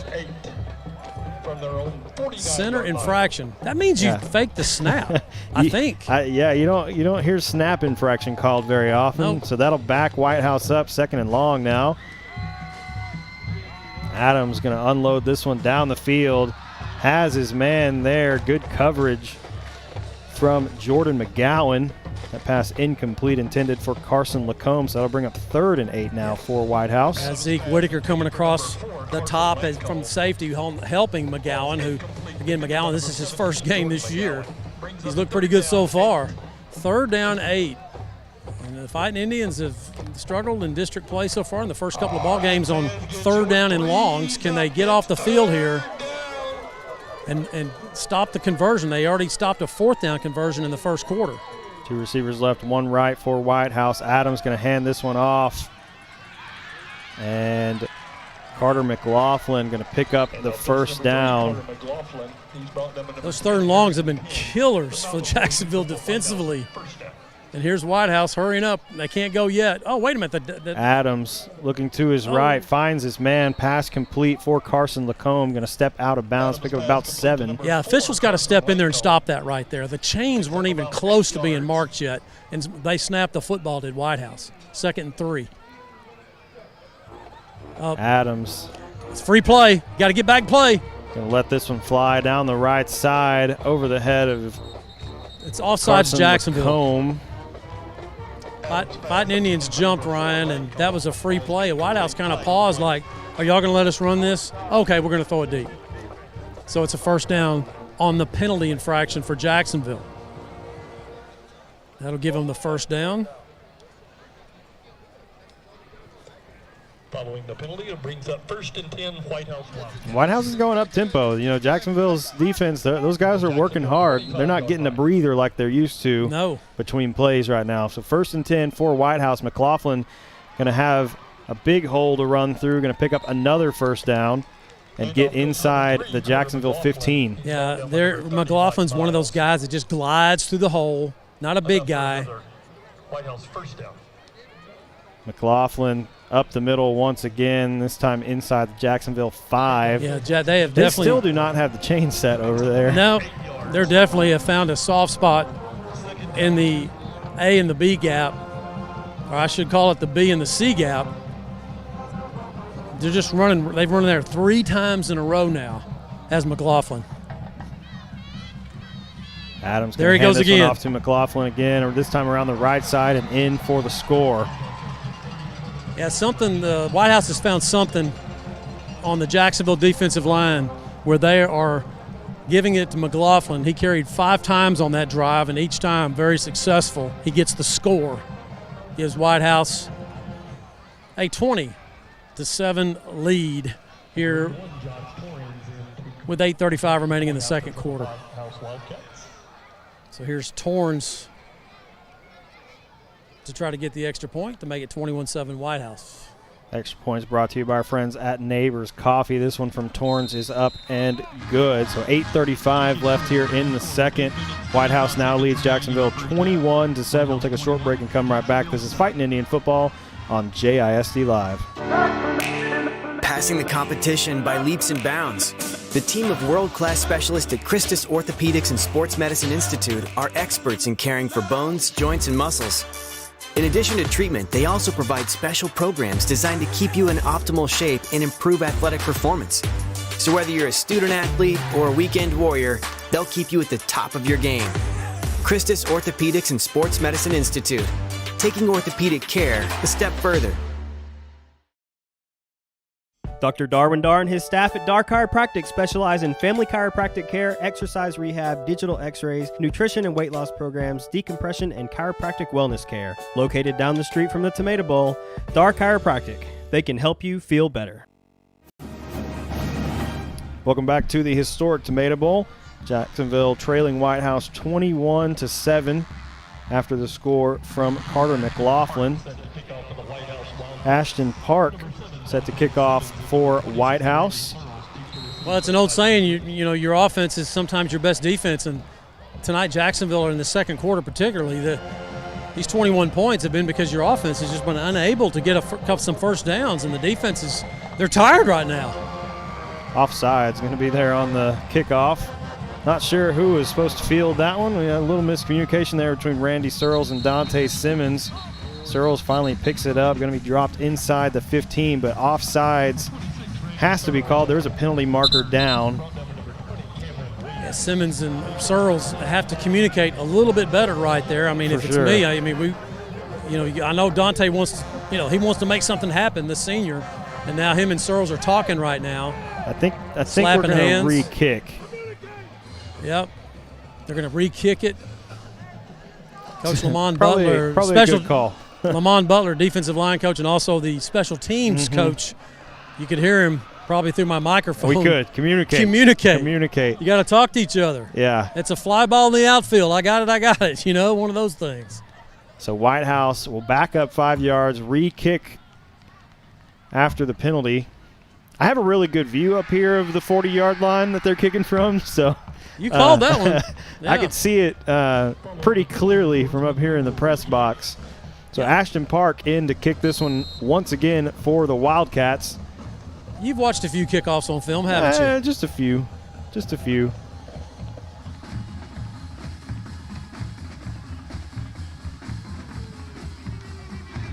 Park, short kick this time going to be fielded by Randy Searles. Searles slips, trying to make a cut. He's trying to avoid number 15, Kadavian Pickens, who was flying down the field. That sophomore can go. And Jordan Dorsey was trying to get in front of him, and Searles tried to go off that block, the block that never happened, and Searles just kind of trips up. So Fighting Indians at their own 26-yard line. Better field position than what they had before the penalty, that's for sure. A lot better. That was a pretty good 5-yard penalty for Jacksonville. So Dede Mars checks back into the backfield with Trent Clater at quarterback.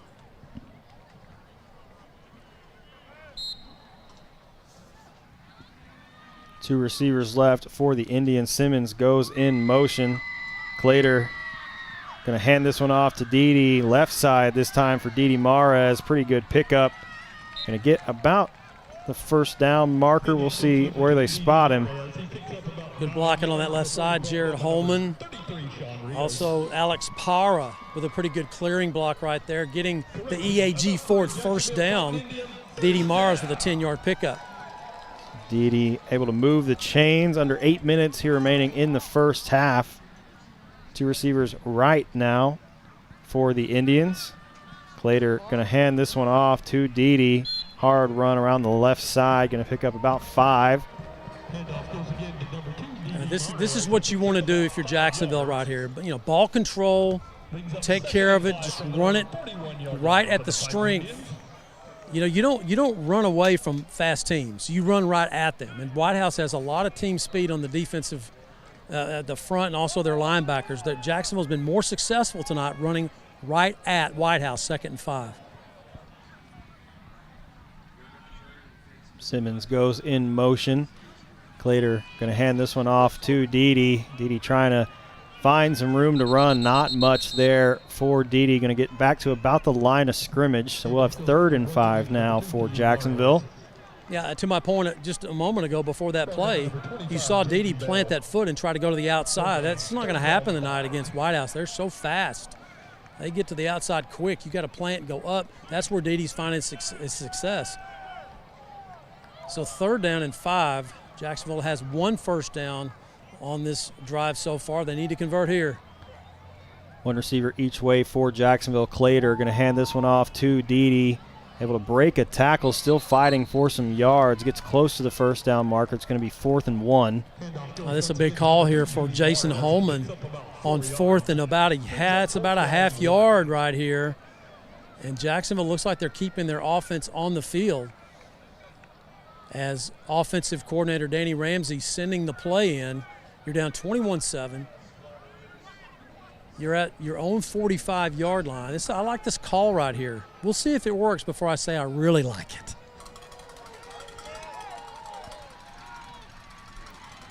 So 4th and 1. Clater going to hand this one off to Dede. Immediately met. Able to push for the first down. Wow. And we'll see where they spot him.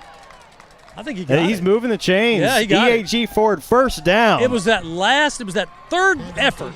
Not first effort, not second effort, that 3rd little push that Dede used right there with those massive thighs that he has. Very strong. He's only about 5'6", maybe 5'7". So physically strong below the waist. Pushes for the EAG Ford first down. So Jacksonville now out across their 45. Searles. Handoff goes to Searles up the middle. Pretty good run there from Randy. Searles going to pick up about 5. Normally Jacksonville will rotate Searles and Dede on every other drive, but we've seen a little bit more rotation tonight with Searles and Dede. Every other play, but Searles stays in for this one on 2nd down and 5 to go. Simmons, the lone receiver, out wide for Jacksonville. Handoff goes to Searles around the right side. Searles tiptoeing down the sideline, unable to stay in. He does pick up the EAG forward 1st down and into Whitehouse territory, but that could have been a touchdown had he been able to stay in bounds. 2 great blocks, Josh Gaskin, Luis Mancera getting on the edge, kicking out the corners. And you're right, I'm looking right down the sideline, and Searles was so close to keep staying in bounds and breaking that thing. He gets the EAG forward 1st down at the Wildcat 35. Glader going to hand this one off to Searles around the left side. Good hard run from Randy. Searles going to pick up 3. Well, I just keep waiting for Trent Glader to pull that ball. I mean, they're not keying on him at all. I mean, if he'd have pulled that and ran around the edge, he scores. I mean, there's nobody paying attention to Trent Glader carrying the football. I know he's not your primary guy. You got one quarterback here. You don't really want to take a chance of that, but hey, man, you're 0-2 in district. You got to go. Glader going to hand this one off to Searles. Has some room to run around the right side. Going to call him down. The ball did pop out. Going to pick up about 2, so that'll be 3rd and 6 now for Jacksonville. He's got a Whitehouse player kneeling down right now, calling for a sub. Officials haven't stopped play yet. Markyle Johnson, he gets up. Now he's going down. No, he's just getting set. I think he was just trying to find out where the ball was. He's tired. He's gassed. Big 3rd down here for Jacksonville. 3rd down, about 6.5. Fighting Indians really, really need this 1st down, and that's why Danny Ramsey and head coach Jason Holman, they're going to take Jacksonville's first timeout with 3:27 remaining here in the 1st half. And we'll take it with them. We'll be back in just a moment. This is Fighting Indian Football on JISD Live. We'd like to thank this week's team meal sponsor, Whataburger. Thank you for your valued support of Jacksonville Athletics. Dr. Westbrook, Dr. Stocks, and their dental team at All Smiles provide a wide range of dental services. This includes cleanings, fillings, crowns, bridges, implants, and cosmetic dental care. Call and schedule your appointment at 903-586-0741.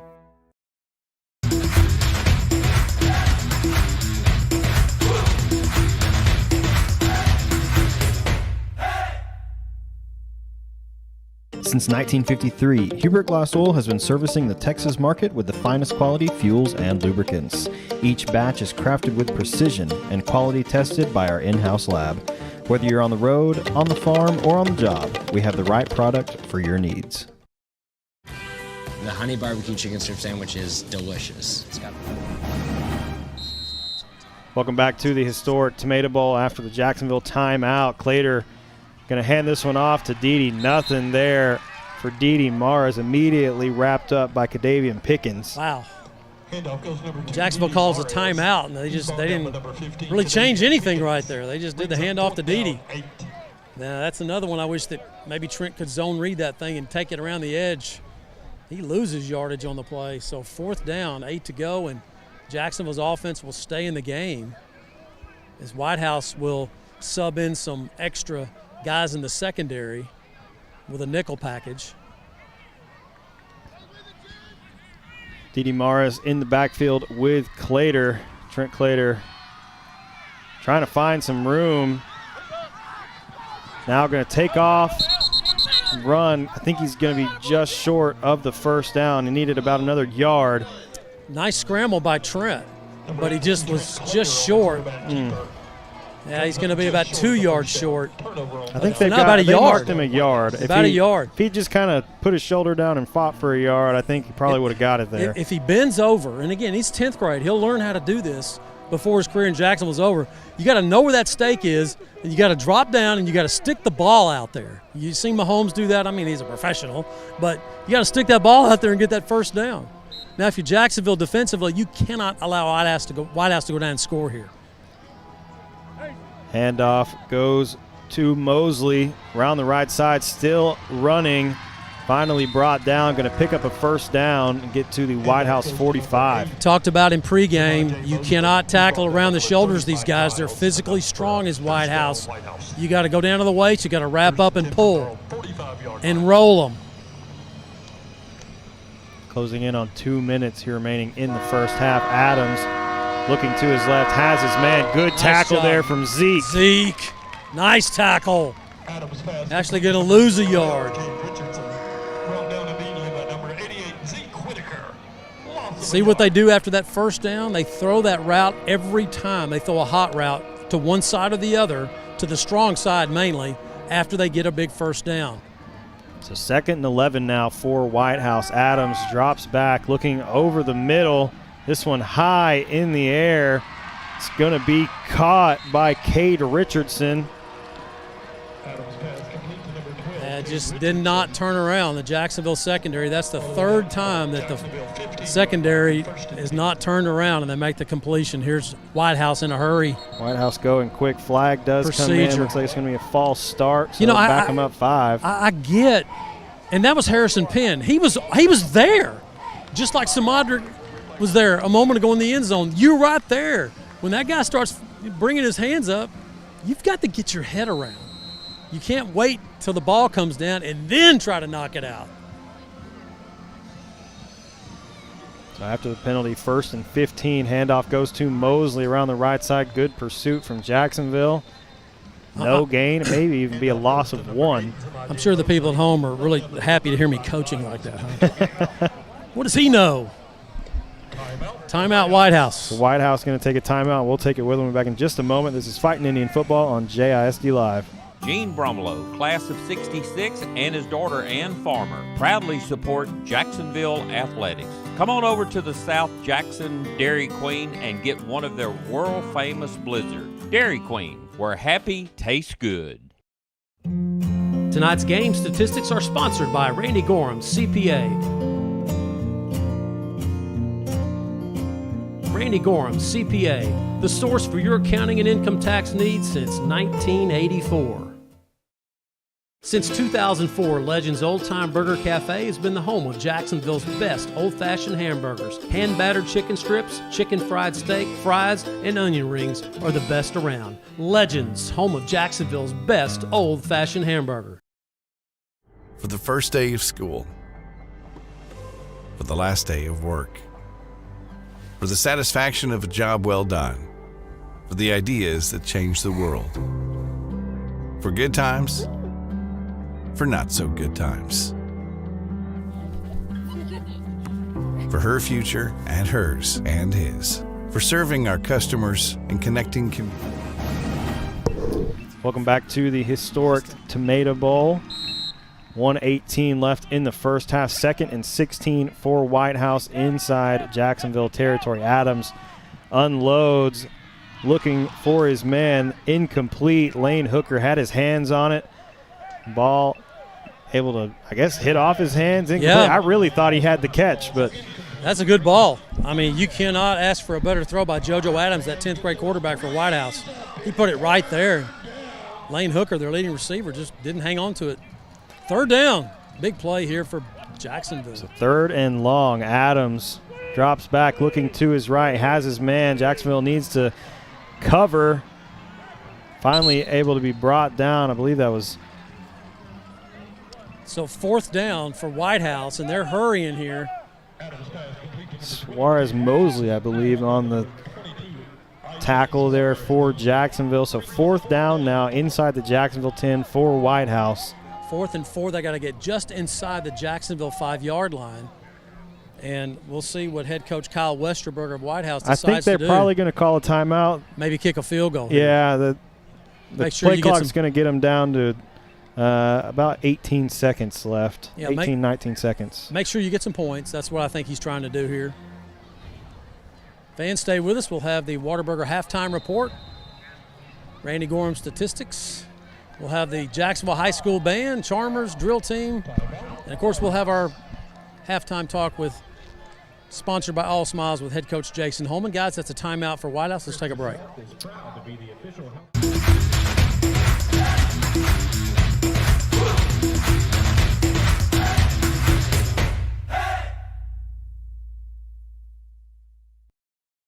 Dr. Darwin Dar and his staff at Dar Chiropractic specialize in family chiropractic care, exercise rehab, digital x-rays, nutrition and weight loss programs, decompression, and chiropractic wellness care. Located down the street from the Tomato Bowl, Dar Chiropractic. They can help you feel better.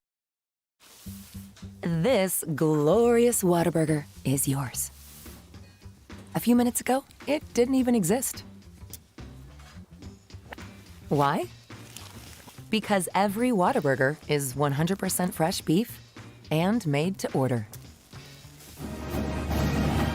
Welcome back to the historic Tomato Bowl. Out of the timeout, Whitehouse going to kick a field goal. So Josh Torrens in for the field goal. Field goal is brought to you by our friends at Neighbors Coffee, and this one from Torrens is up and good. So Whitehouse leads Jacksonville 24-7.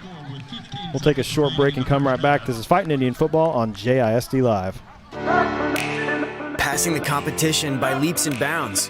The team of world-class specialists at Christus Orthopedics and Sports Medicine Institute are experts in caring for bones, joints, and muscles. In addition to treatment, they also provide special programs designed to keep you in optimal shape and improve athletic performance. So whether you're a student athlete or a weekend warrior, they'll keep you at the top of your game. Christus Orthopedics and Sports Medicine Institute, taking orthopedic care a step further. We'd like to thank this week's team meal sponsor, Whataburger. Thank you for your valued support of Jacksonville Athletics. Welcome back to the historic Tomato Bowl. 15 seconds left before halftime. Whitehouse takes a 24-7 lead after the field goal from Josh Torrens. And now Ashton Park in to kick this one away for the Wildcats. This one popped up. Dede. Fielded by Dede.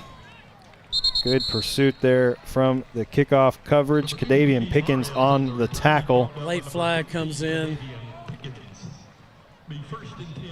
Let's see what that call is with 11 seconds. They were looking at a Whitehouse player, but who knows what this will be. Yeah. Late flag coming in. Let's see here. The official's talking about it.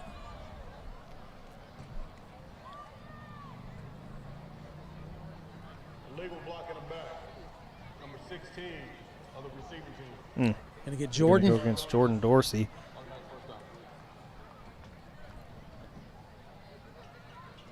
So, guys, what do you do here? You just play it safe and let's go in and talk about it at the half? And take a shot downfield? Huh? I would think so, yeah. I mean, we haven't had just a ton of success passing. You definitely do not want to throw an interception here and have them run it back. That's what I'm saying. So, I mean, I think I'm going to be really conservative right here, and you're going to get the ball to start the second half, and I think that's what Jacksonville's going to do. They got Dede back. It looks like Clater's probably going to take a knee here.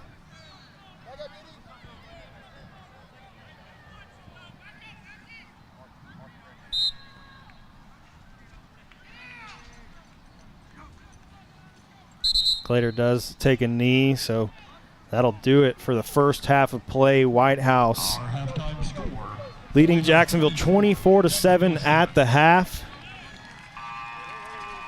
Matt, I'll let you go down there and catch up with head coach Jason Holman. He's doing some coaching stuff now. We'll catch him in just a moment. Fighting Indians going now and try to regroup. We've got Coach Holman here. Coach, man, you started off so good and everything, and then Whitehouse started NASCAR-ing you, and, boy, your defense looked like they got a little bit tired, but then your offense couldn't really get anything really consistently going. Yeah, turned the ball over and gave up a touchdown, and then we turned around and went 3 and out and punted, and that stresses us even more. So we've got to put some consistent drives together and go down and score like we did on the first one, and, that'll help on both sides. Once again, Coach, you're running the ball well. It's just trying to put it all together and punch one in the end zone. Great tunnel screen for the open and for the score. But, boy, Whitehouse, they're playing so fast right now, and you're thin anyway, and that kind of gets your defense huffing and puffing a little bit. Yeah. Like I said, we've got to be consistent on both sides. We got the ball second half, so we've got to come out and do something with it. Coach, thank you. Thank you. Head Coach Jason Holman in the All Smiles halftime interview. You can tell he's got a lot in his mind, wants to talk about a lot of different stuff, guys. Back to you, and y'all can do the stats and things. We'll come back and catch the Jacksonville High School band after the stats sponsored by Randy Gorham, CPA. All right. Thank you, Matt. Before we get into our halftime stats, let's take a look at this week's Ask the Indians.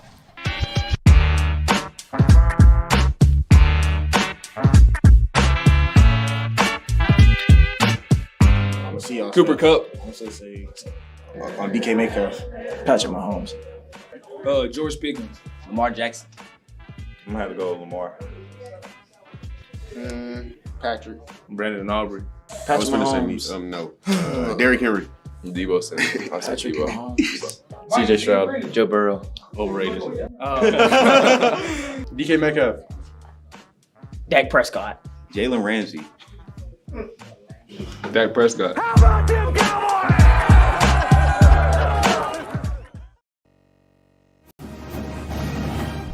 Welcome into the booth here at the historic Tomato Bowl for the Whataburger halftime report. I think my favorite answer there from Ask the Indians is old KC giving the answer of Brandon Aubrey. I mean, that's a good choice. I know Shout out for a kicker. We're Wow. kickers up here. We enjoy the kicking game, and Brandon Aubrey has been a lot of fun to watch in the kicking game the past couple seasons. I mean, it seems like he can almost make one from anywhere. They were going to send him out to kick a 70-yard field goal at one point early on in the season. So I would think at some point they're going to let him attempt an NFL record. I mean, they didn't end up kicking the 70-yarder. I think Justin Tucker's got 67 or 68 is the record right now. So, I mean, it's going to take a heck of a kick for Brandon Aubrey to make that happen. But I mean, I think if anybody, look pretty easy, he though. does. He's so smooth, and I think if anybody's in the NFL is going to do it right now, it's probably going to be Brandon Aubrey. So let's take a look at the first half stats here. Stats are brought to us by our friend Randy Gorham, CPA, Jacksonville Mayor. So in the first half, Indians had passing yards. Trent Clater, 1 completion on 4 attempts for 19 yards. Rushing, DD had 9 carries for 39 yards, and Randy Searles had 8 carries for 37. Receiving, Dante Simmons had 1 catch for 19 yards and the touchdown. So we did get off to a great start. We did, yeah. And I've kind of said it. I think starting off with our defense on the field has been great. I mean, we saw it against Brownsboro when we got the win. We started out with a huge defensive 3 and out. That's really the only 3 and out I think we started the game with. But we've had, like, even last week, this week, they get a little bit of a drive going, and the Jacksonville defense holds them, and they turn it over on downs, and then we take over. And we had a great first drive.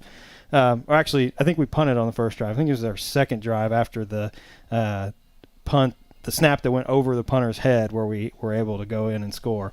But I mean, you get a little fortune here and there. And Jacksonville's did a good job capitalizing on that too, finding the pass to Dante. I mean, I feel like he's, been a huge part of the Jacksonville passing game at what limited capacity that there has been for it. 4 passes in the first half. So it's been very run heavy this season, and I think you need a guy that you can depend on to catch the ball. And so far, it seems like Dante is that guy for Jacksonville. He is. Look at a few stats for Whitehouse. Quarterback JoJo Adams, 13 completions on 18 attempts for 123 yards and 1 touchdown. Rushing, Carter McLaughlin, 8 carries for 64 yards and a touchdown. Mosley had 4 carries for 57. Quarterback Adams had 1 carry for 9. And Lane Hooker had 1 carry for 4 yards. Receiving, Cade Richardson, 5 catches for 60. Carson Lacombe, 2 catches for 29 yards and a touchdown. Lane Hooker, 4 catches for 19 yards. And Hudson Barron, 2 catches for 15. Yeah, I mean, it's been a good first half for Whitehouse. They're up 24-7. I mean, you can't deny it. They've had a good first half, but It's a completely different offense what you're seeing for the Jacksonville. If you're the Jacksonville defense, like we haven't seen anybody go hurry up no. with this kind of a tempo. And I kind of mentioned it in the first half. It's really hard to simulate going that fast in practice. I mean, I know we had a extremely fast offense at ETBU when I was in college, and I think we had a lot of success because it was hard for people to like really simulate snapping the ball every 12 seconds. And I mean, there's been plenty of times so far where the chains are not even set and they're snapping the football, which I'm not sure exactly if you're allowed to do that. I thought they were supposed to get the chains and kind of hold you on the snap, but they haven't really been doing that tonight. I'm not sure anymore if that's the case. I kind of think once the ball's set, they just chain crew's supposed to get there, but they're allowed to snap it and go ahead and play. They did hold them once or twice, but for the most part, they were just. There was a sub, I think. They I were think just if somebody subbed, they're holding them to give the other team a chance. But yeah, maybe so. They're playing pretty quick. They're playing very quick. This is probably one of the fastest offenses that we've seen since I've been doing the broadcast for the last 5 or 6 years. I mean, I know we've played Whitehouse before. They like to go fast, but they are really moving. They're moving now. quick, and they're having success with it too. They are. It is kind of keeping us off balance, and those quick passes they're completing, and you kind of like Matt said, it's a run play. You gain 4 or 5 yards and just keep moving the sticks because they have 12 first downs in the first half. We only had 4. Yeah. Well, and the bad thing for the Jacksonville defense is they're not allowed to catch their breath. There's pretty much every team we played this season, they run a play, they stand around for almost the entirety of the play clock. Oh, yeah. And then we get set to go and we run another play and then we stand around for a minute. But when you're snapping it as fast as Whitehouse is, I mean, the guys are in there battling, and then you step away and you're like, okay, it's time to go again. Like, you don't even really have time to catch your breath. And we don't have a lot of guys to sub in. We don't. Say, okay, yeah. hey, come take a play off, catch your breath. We don't have the backups. And what Matt said before the game, we have 31 dressed out. I think we've got 34 34 is what Matt said. So, yeah, not a lot of backups in position to give somebody a break. No, definitely not. I mean, the Jacksonville defense has played well. They spent way too much time on the field in the first half because, Whitehouse is playing fast, but they're also taking up a pretty good chunk of the clock. Pretty good, yes. It's not just big explosive plays over and over again where they're throwing on first down. It's a number of plays. It's a number of plays. They're really kind of milking the clock. And, Jacksonville's offense has got to get rolling. We've seen them after the I'm not really sure. I thought that would have been a safety on the snap over the head for the punter. Safety. I know really he could throw the ball. Not entirely sure what that call should have been. He was straight back, so he's obviously still inside the tackle box, even though he's 20 yards back there or something at that point. Yeah. He did throw the ball because he was getting pressure, and there was nobody for him to throw it to. So I understand it doesn't necessarily pass, but well, and you're it doesn't in the end necessarily zone. have to be. You give him the safety, but there's got to be some kind of flag on that play, I would think. Unless I'm just don't know the rules of football, apparently. But what is the rule, though? I don't know. If you're inside the tackle box and you throw it, it has to go beyond the line of scrimmage. It didn't go beyond the line of scrimmage. You didn't get the line of scrimmage. There was no receiver in the area. I know. It's kind of a weird call. But either way, Jacksonville was able to capitalize. We didn't get the call, but they went we in did and score. scored. So, it worked out. But other than that, Jacksonville's really kind of struggled. They moved the ball better on that last drive, but then, you stall out down here, and really you would have liked to have gone in and scored, close it to a touchdown. Absolutely. You're getting the ball in the set to start the second half. We've had a couple really good runs by both backs. Dede had a good run around the side and fairly close to just breaking it, and then Searles had a good run on the side where if he could have barely stepped out of bounds. If he could have kept his balance there and stayed in bounds, he was scoring because there was no one between him and the end zone. So, I mean, we've seen a couple good plays that could have turned into touchdowns, but really Jacksonville just needs to be able to control the football. That Whitehouse's defense was getting kind of tired there towards the end of that drive. So the longer Jacksonville can sustain some drives and kind of really – get those guys to soften up some on the opposing defense. I think that could be huge and could lead to some Jacksonville touchdowns here in the second half because, I mean, you're down 17. I mean, you've got to be able to go and get some drives going and score to start, especially on the first drive. You got to go down and start the second half with a touchdown. I mean, you don't really have a choice when you're down No, a three and out Yeah. to start. Yeah, we've got to get several first downs for sure. We really need to score, but we need to move the ball, build a little bit of momentum, start the second half. Definitely.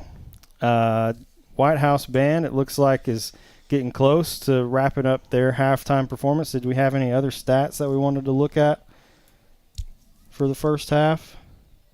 We like to talk about kickers. So We what do. about punting tonight for KC? 2 punts for a total of 84 yards, so 42-yard average tonight. Long of 46 too. Mhm. I mean, he's getting He had it a good done. roll on the end, but yes, He's getting it all done. counts. I mean, the first one kind of iffy. They were I really thought they were close gonna to block blocking it. that I one. thought they had it. The Jacksonville punt team did a much better job holding those guys off for a second punt. KC had a lot more time, but I mean, he's getting it. He's kind of maybe doesn't have his punt steps quite figured out. I mean, this is his first year doing it. He's not a goalkeeper in soccer, so it's not like punting is a natural thing for him. No, kicking, yes, but punting? Yeah, so it's a completely different movement. But he's done a good job so far, and, it's a huge thing, especially in high school, to not necessarily hit the prettiest punt, but to get the yardage out of it. And so, yes. I mean, if you're able to hit it kind of rugby style or something like KC is and get, 25, 30 yards out of the roll, I mean, that's big. Yeah, I always feel like you have to get at least 30 just to kind of flip the field. Yeah. You need to get that punt across midfield, and he's doing a good job with that. He really has. We've seen him, coffin corner a couple here a couple weeks ago. So hopefully we don't see much of KC on the punting side in the second half. That is not going to bode well for Jacksonville. We want to see lots of kickoffs. We want to see lots of half. kickoffs. We want to see maybe some field goals, some extra points there from KC. But the punting has got to stop if Jacksonville is gonna win this game. All right. Well, it looks like Whitehouse is getting close to wrapping up their halftime performance. So we'll take a short break while they're finishing up, and then we'll get ready for the Jacksonville halftime performance. Gene Bromlow, class of 66, and his daughter Ann Farmer proudly support Jacksonville athletics. Come on over to the South Jackson Dairy Queen and get one of their world-famous blizzards. Dairy Queen, where happy tastes good. Tonight's game statistics are sponsored by Randy Gorham, CPA. Randy Gorham, CPA, the source for your accounting and income tax needs since 1984. Since 2004, Legends Old Time Burger Cafe has been the home of Jacksonville's best old-fashioned hamburgers. Hand-battered chicken strips, chicken fried steak, fries, and onion rings are the best around. Legends, home of Jacksonville's best old-fashioned hamburger. For the first day of school, for the last day of work, for the satisfaction of a job well done, for the ideas that change the world, for good times, for not so good times, for her future and hers and his, for serving our customers and connecting communities. We're here with you for good.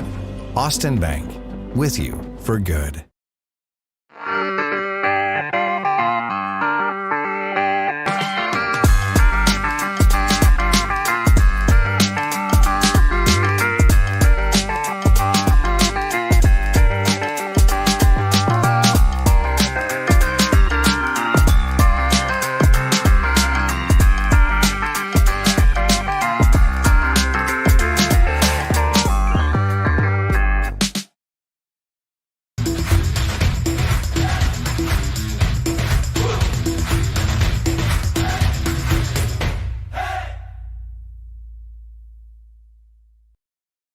Dr. Darwin Dar and his staff at Dar Chiropractic specialize in family chiropractic care, exercise rehab, digital x-rays, nutrition and weight loss programs, decompression, and chiropractic wellness care. Located down the street from the Tomato Bowl, Dar Chiropractic. They can help you feel better. This glorious Whataburger is yours. A few minutes ago, it didn't even exist. Why? Because every Whataburger is 100% fresh beef and made to order. That means we didn't start cooking it until this exact moment, right here, when you ordered it into existence. Whataburger, just like you like it. Passing the competition by leaps and bounds. The team of world-class specialists at Christus Orthopedics and Sports Medicine Institute are experts in caring for bones, joints, and muscles. In addition to treatment, they also provide special programs designed to keep you in optimal shape and improve athletic performance. So whether you're a student athlete or a weekend warrior, they'll keep you at the top of your game. Christus Orthopedics and Sports Medicine Institute, taking orthopedic care a step further. We'd like to thank this week's team meal sponsor, Whataburger. Thank you for your valued support of Jacksonville Athletics. Welcome back to the historic Tomato Bowl here for the Whataburger halftime report. You make the order and Whataburger makes it fresh. And Matt, Jacksonville is about to begin their halftime show. The Charmers have made it out. I'll send it down to you. Thank you, Ryan. And Cherokee Charmers, as you said, now on the field. Let's listen to the PA announcer introduce the Cherokee Charmers. Indian Band and the award-winning Cherokee Charmers.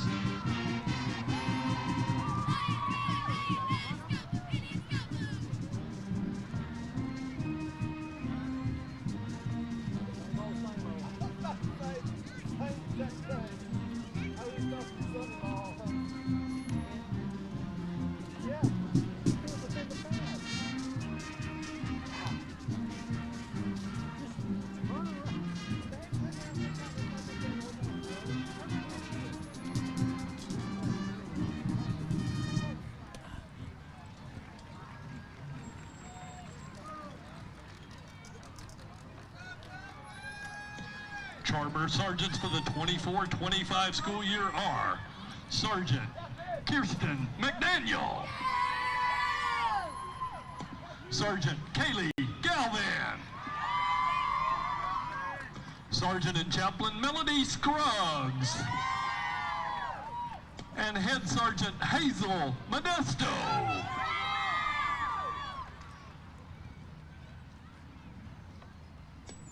Charmer officers from left to right are First Lieutenant Ashton Washburn, Senior Lieutenant Andrea Hernandez, and in the center, your captain, Miss Rebecca Orr. Charmer of the week is Miss Haley Garrett, and teacher of the week is Miss Hall.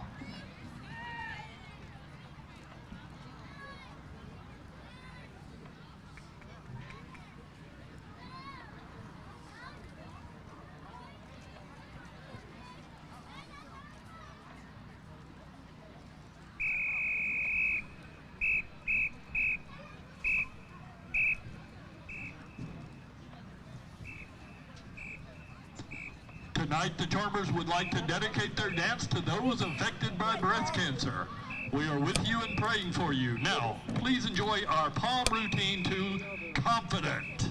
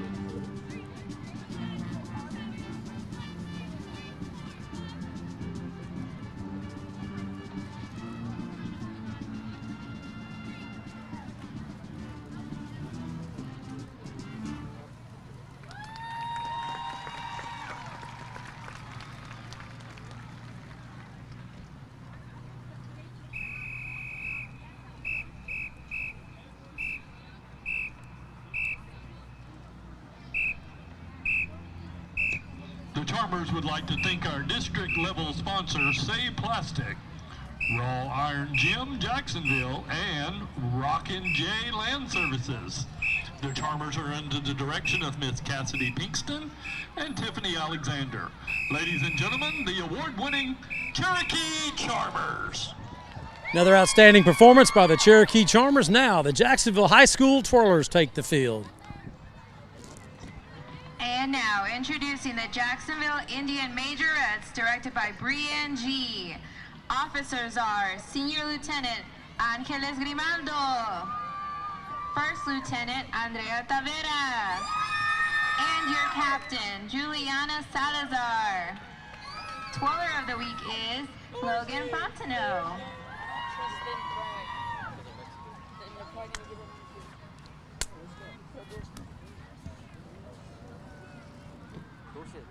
Watch now as the Twirlers perform to You Shook Me All Night Long.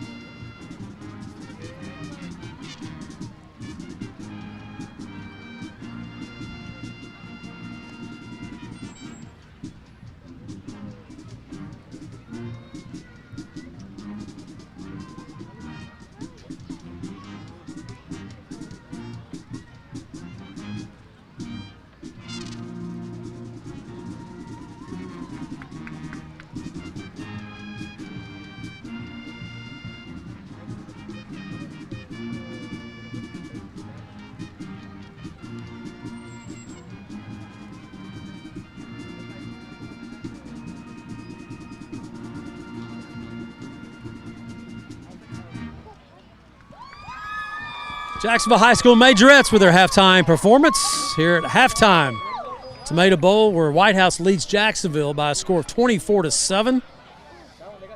This is the Whataburger halftime report now under the direction of Donnie Barrier, the Jacksonville High School Marching Band.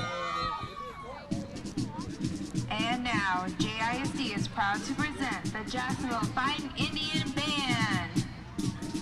The band is under the field direction of junior drum majors Abby Barrier, Anaja White, and senior drum major Logan Fontenot. Featured twirler is Adriana Munoz. The band will perform Vienna Philharmonic Fanfare, New Colonial March, the Melody Shop Trio, and St. Julian March.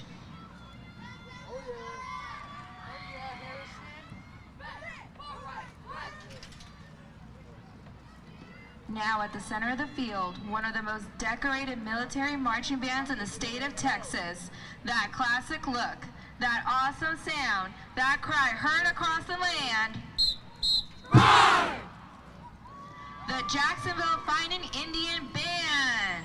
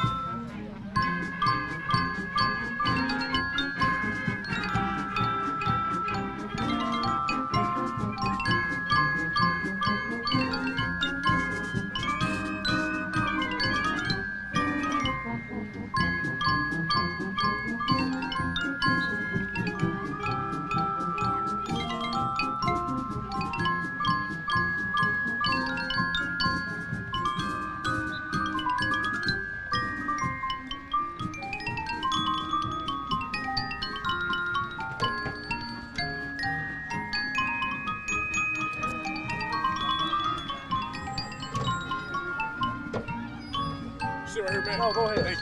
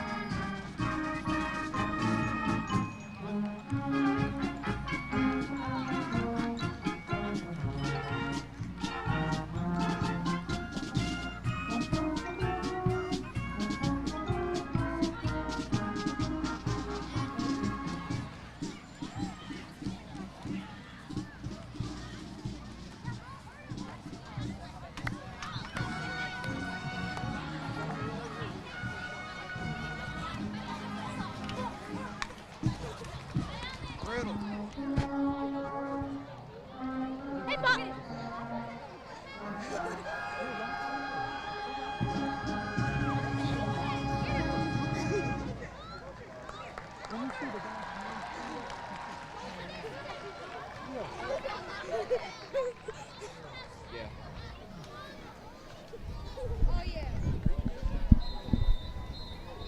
The Fighting Indian Band is under the direction of Donnie Barrier, Ileana Aguilar, Austin Nelson, Catherine Barrier, Kim Beard, and Brienne G. Freshman of the week is Lorelei Lowe. Band member of the week is Alyssa Chavez. Ladies and gentlemen, the Jacksonville Fighting Indian Band. Jacksonville High School Band concluding their performance here on the Whataburger Halftime Report.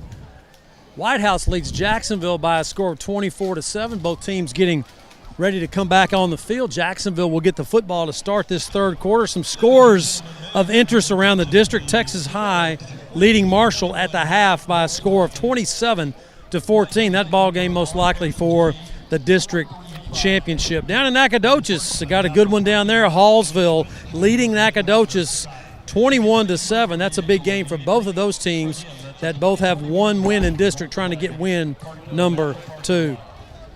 Another kind of a surprising score, Kilgore leading Chapel Hill at the half by a score of 28-0. And a couple teams Jacksonville played earlier in the year. Athens leading Brownsboro 28-14. Seeing if I'm looking at seeing any other scores of interest that I did get word here. Marching contest is next weekend in Longview. If anyone's interested in going to watch the Fighting Indian Band, I don't know what time. I didn't get that detail, but I did get that marching contest is next weekend in Longview. Good deal. All right, remember that, fans. Longview marching contest next week. Jacksonville now getting ready to come out. A couple other scores while we're waiting. Lindale leading Palestine 30-7 at the half. Bullard and Rusk down at Eagle Stadium in Rusk, 7-7. Bullard and Rusk at the half. Here comes the Jacksonville Fighting Indians out of the tunnel. We said they'll get the ball back, and boy, do they need to go down and get a score on their opening drive. They do desperately if they're going to get back in this game.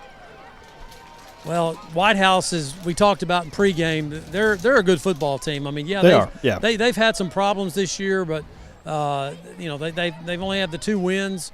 But my goodness, when you lose that many players to injury, especially your quarterbacks like that. But boy, this sophomore, it's 13 out of 18 for 140-something yards in the first half. JoJo Adams, the sophomore quarterback, doing a heck of a job. Started the year at wide receiver. In fact, he's still listed on the roster as a wide receiver for Whitehouse. Had a great first half. So Jacksonville will send their kick return unit out. It'll be Dante, Jordan McGowan, and Searles. deep for Jacksonville. We've seen quite a few different kickoff personnels from Jacksonville, or kickoff return, personnel. We have, and you're just trying to, even week 7, you're still just trying to find that guy that can be that spark. You know, Searles last year as a freshman had a kickoff return for a touchdown against Chapel Hill, and he's still back there. I mean, he's a guy you want. Kickoff returns, didn't he? He did. He had 2 kickoff returns for scores. I'll take that back, yeah, as a freshman. We're set to go. Half number 2, Jacksonville Whitehouse. Here's Ryan. Ashton Park going to boot this one high to the left, fielded by Dante Simmons. Simmons with a couple blockers out in front, breaks the tackle, going to go out about the Jacksonville 30-yard line. So Jacksonville will take over to start the third quarter, 1st and 10 from about their own 30. Jacob Owen, the quarterback coach, getting them fired up right there. You want to see your coaches right here. Pick them up. Daubers are down just a little bit. So, you know, you had a rough go in that second quarter especially. So now it's time for your offensive line to take control of the line of scrimmage and get your guys in some space and run the football right down Whitehouse's throat and go score. Dede gets the start at running back here in the second half. Dede Mars in the backfield with Trent Clater. Clater going to hand it off to Dede on first down. Dede fighting for some yards, going to pick up about 4. Handoff goes to number 2, Dede Mares. He picks up Bring up 2nd and 6 for Jacksonville. Cam Thompson and Isaac Suarez Mosley check into the game. Josh Gaskin and Goodwin. Jerkeelian Goodwin make their way off. So 2nd and 6 now for Jacksonville. And this drive is very important for Jacksonville. Yeah, the opening drive of the third quarter is always important, especially when you're down like Jacksonville is right now.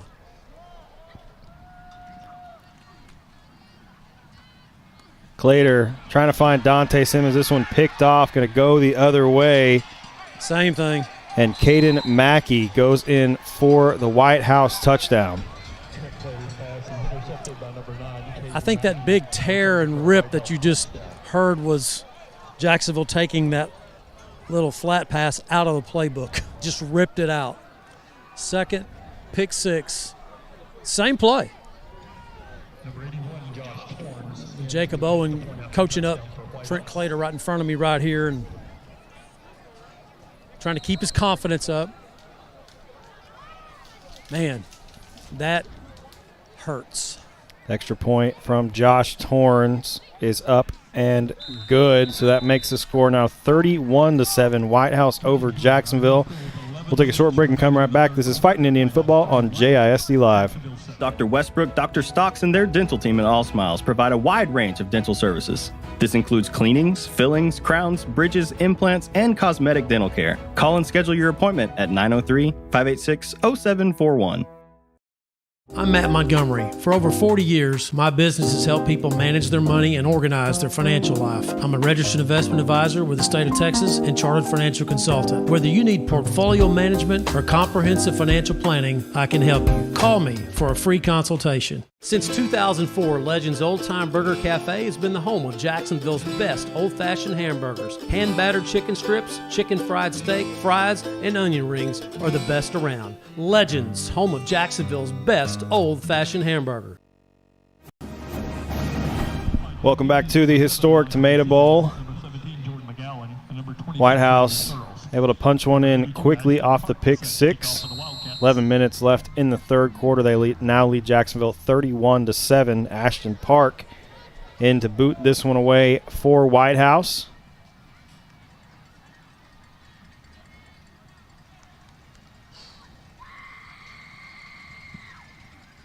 This one well left.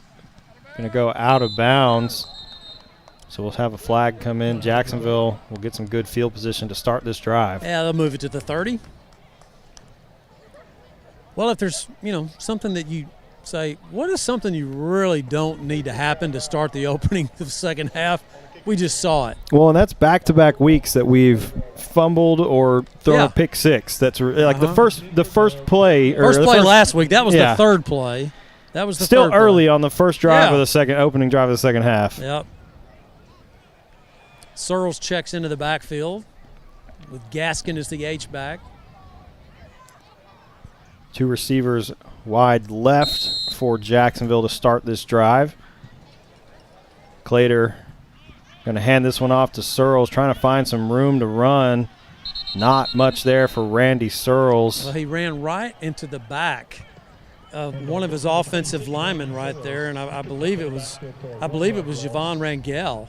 And Rangel was blocking, and Randy ran right up his back, and he just couldn't get around Rangel. And then Whitehouse jumped all over him. And again, that speed Whitehouse has on defense, you've got to get up in the A gap, B gap, C gap. You can't go out to the 9 or the 8. They're going to run you down. So loss of 1 for Searles on that play. 2nd and 11. Clater rolling to his right, trying to connect with Gaskin. That one low, incomplete. You know what? That could have been another pick 6 right there. Oh, wow. Ball was thrown low, and it was between Gaskin and the defender right there, number 7, Lindsey.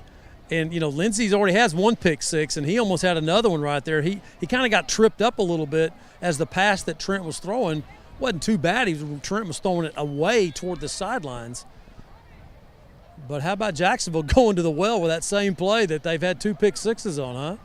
3rd down, 11 now.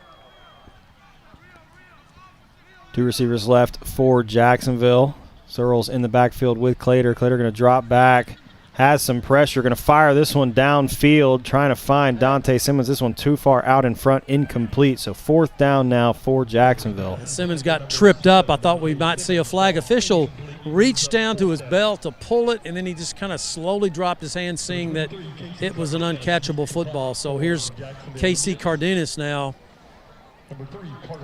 Jacksonville has 2 possessions in this 3rd quarter already, and 1 was a pick 6 for a score for Whitehouse, and now they go 3 and out.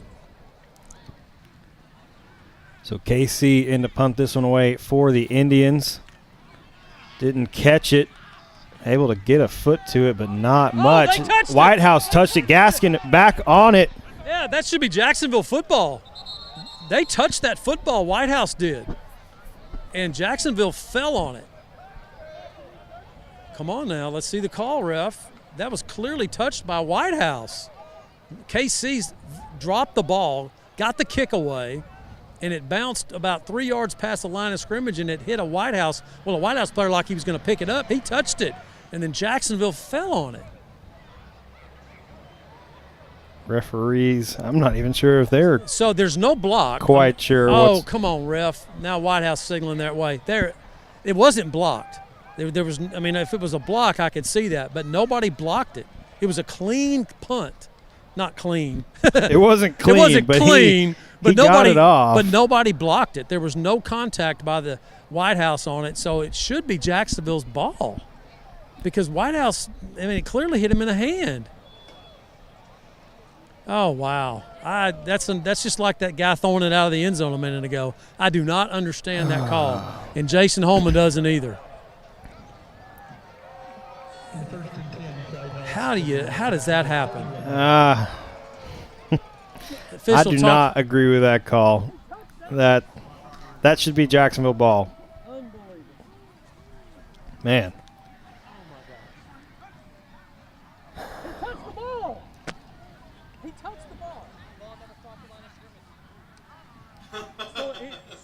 Ball never crossed the line of scrimmage. Okay, wow. It was at the line of scrimmage when the guy touched it. I don't know about that. Because we recovered it 2 yards beyond the line.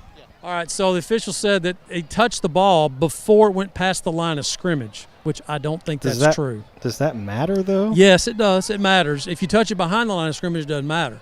I mean, it's not a fumble, but the ball went past the line of scrimmage. The ball was past 2 yards. It was easily past the line of scrimmage, easily. Yeah, because the line was the 29, and we recovered it at 31. But when the officials explain it to me, I'm not going to say, you're wrong. I want to stay on the sidelines. Where's that rule book in Where your is pocket? it? Come on. Oh, come my on. goodness. Pull it out on him, man. Yeah, I'm telling you, I mean, he said they touched it before. That's the ruling, but they just didn't see it. It was beyond the line of scrimmage when he touched it. Easily 2 or 3 yards. Please set the game clock to 9 minutes and 30 seconds. Thank you. Yeah, we didn't stop the clock. It's been running since we downed it. Hello. It's still running. Clock operator. Set the game clock to 9 minutes and 30 seconds. Thank you.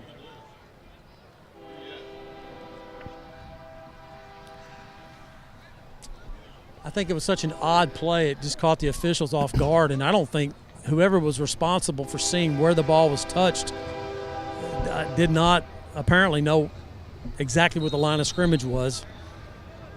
And unfortunate for Jacksonville. So Whitehouse takes over 1st and 10. Adams going to hand this one off to McLaughlin. Good pursuit there from the Jacksonville defense. I believe that was Ty Lindsay that initially wrapped him up. Yeah, Lindsay's the one that really stopped McLaughlin, and he got some help right after that. But Ty Lindsay with a nice tackle there from his defensive end position. So 2nd and 10 now for Whitehouse. Adams rolling to his right, fires this one downfield, pass complete for Cade Richardson, going to be good for a Whitehouse first down, and Whitehouse going to go quickly. Okay, so it's a first down. Here comes the pass. Here comes the hot route. Get ready. Nope, they're going to run it. Adams going to hand this one off to McLaughlin. That one quickly snuffed out. Elijah Benavidez, first 2, and Michael Miles also in on the tackle, going to gain 1, so 2nd and 9 now for Whitehouse.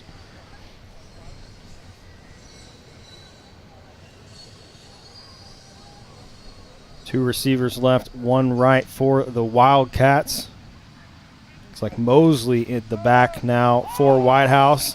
Adams fumbles the exchange. I think he was trying to pull that. Yep. So they're going to lose a couple. That'll bring up 3rd down. Yeah, he's going to lose about 6, actually. I mean, it was like a just not miscommunication. I think the quarterback, Adams, right there, wasn't sure that he wanted to pull it, and by the time he was, it went off his running back's hip, hits the ground, he falls on it. So 3rd down. And about 14 to go for Whitehouse. They have to get down to the Jacksonville 9-yard line to get a first down. Big play here for the Jacksonville defense. Adams going to scramble around, had some pressure, going to fire this one down the field. That pass off the chest of Cade Richardson, incomplete. So 4th down for Whitehouse. That's a heck of a throw by JoJo Adams, the sophomore. Rolling to his left, going across, fired it downfield. I'm going across his body and throwing a rope down the field that should have been caught. And I thought Zeke Whitaker was going to light up Cade Richardson, but a nice job by the senior Whitaker by just kind of pulling up when he saw that it bounced off his chest. So here's a long field goal attempt from 40 yards. Josh Torrens in to attempt the 40-yard field goal. Field goal is brought to you by our friends at Neighbors Coffee. This one blocked. Jacksonville able to pick it up. Michael Miles with the football. Nice block. Bunch of flags go in. Yeah, they might get Jacksonville for a hold right here. Pushing the back. I think the block was by Samadrick Kincaid coming off the edge, getting the block. High snap by Whitehouse, and that by the time he pulled it down, Samadrick was there to get the block. I believe that's right. If I'm wrong, we'll see it on video. So I can take a look at it here while the referees. Yeah, look, I think it was going 21 off the edge for Jacksonville. Blindside block against Jacksonville. On Elijah. Yeah, that block was pretty unnecessary looking at the replay, Matt. Who got the block? Samadrick? No. That was he was asking about who blocked the field goal. I couldn't quite tell. The camera was pretty wide. Okay. Well, and then the penalty moves Jacksonville back to their own 11-yard line. So this, even when Whitehouse gets their field goal blocked, they pin Jacksonville deep. So 1st and 10. Jacksonville at the 11. Clater going to hand this one off. Dede still on his feet, fighting for some yardage. Had a hole. Going to pick up about 8. Yeah, that play was designed to go more toward the right, and Dede kind of got tripped up at the line of scrimmage, planted his foot, kept his balance, and decided to Well, and Whitehouse had a defender back there as well. Yeah, and he decided to go back the other way, and a nice decision because he picks up 8 yards. Cam Thompson checks in for Suarez Mosley for Jacksonville, 2nd down 2.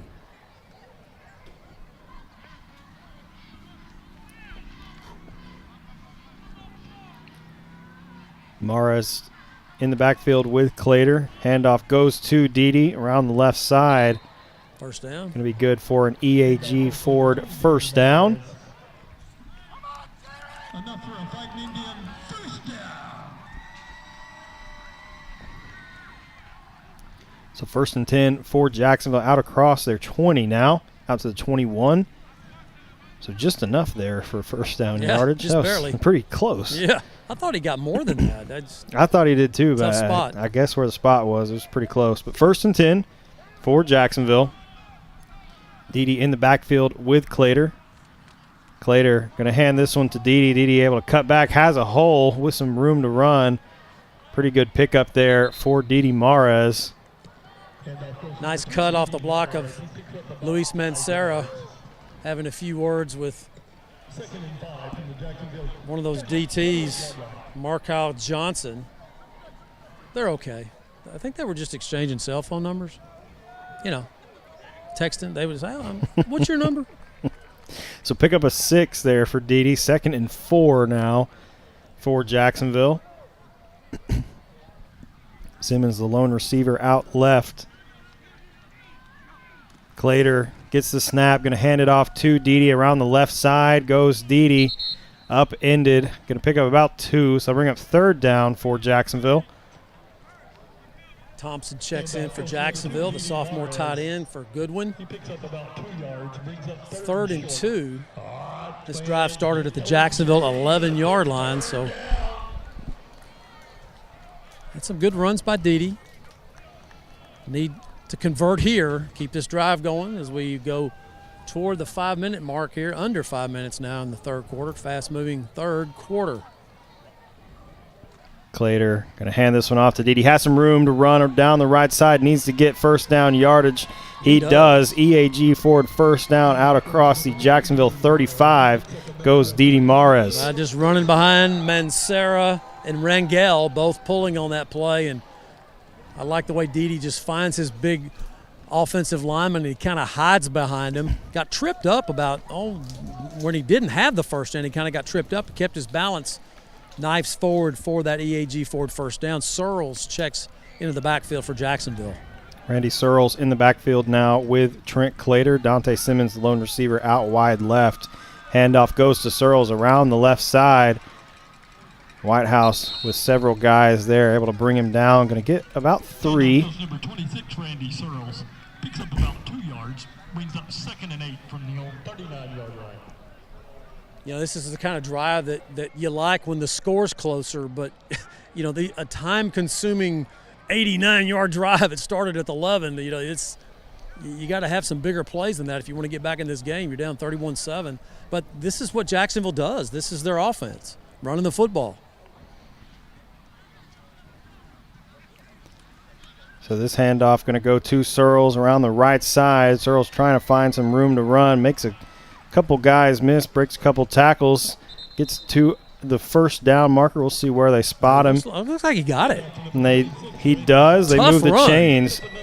First down, EAG Ford first down for Randy Searles. Well, Searles, that's as tough a run as he's made this year because he was stopped about 3 yards short of that first down, and he just kept fighting, and he gets that EAG Ford first down.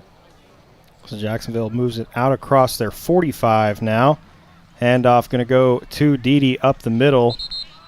Nothing there really for Dede. Going to pick up 1. 2nd and 9 now for Jacksonville. About 1 yard. 2nd and 9 from the 37-yard line. Under 3 minutes to go in this 3rd quarter.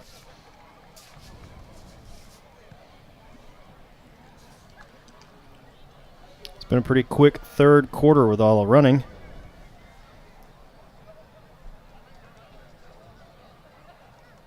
Dante goes in motion. Clater drops back, rolling to his right, trying to find Gaskin again. Nothing there. The 4 defenders in the area. Almost got picked off by Noah Lindsay. Yeah, Caleb Russell just all over Trent Clater, and just Russell came in and just really messed with Trent's mechanics right there because he saw number 24, Russell, coming after him, and Trent just kind of turned his body sideways and slung it. And you're right, there was 4 Whitehouse defenders out there and just 1 receiver, and boy, you're fortunate you didn't get that one picked off. So 3rd down, 9 to go for Jacksonville. Clater alone in the backfield. Handoff going to go to McGowan. McGowan with a pretty good run. Going to get a chunk of the yardage. We're still going to be 4th and about 4. Yeah, I like the play right there. You got McGowan coming in motion, takes the handoff, stops, goes back the other way. Kind of a new play that we haven't seen Jacksonville run too much. Brendan Richards ran that last week one time. Wasn't as successful as this one that picked up 6, but it's still 4th down, and you're down 31-7. There's no, you're not punting the ball here. You're definitely going for it. No, but we'll see what the play call here is on a crucial 4th down. Under 2 minutes left to play in the 3rd quarter. Clater quickly looking for Dante Simmons. Nice Great completion to Dante. Going to be good for an EAG Ford 1st down. There is a flag in. Looks like the linesman on the far side signaled false start. What? Oh. Illegal formation. Formation. That's the problem. Yep. That was a great pitch and catch, though. Sure was. It's one of the better ones we've seen so far tonight. And now Jacksonville's going to punt the ball. Not sure why, but they are. I mean, you picked up enough on that one. Yeah.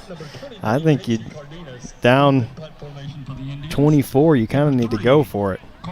But KC going to make his way in to punt this one away for Jacksonville.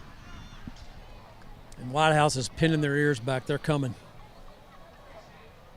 Good snap back. KC gets this one away. Good bounce for KC. That one's going to roll and stop about the Whitehouse 15. So another good punt. Pins Whitehouse inside the 20.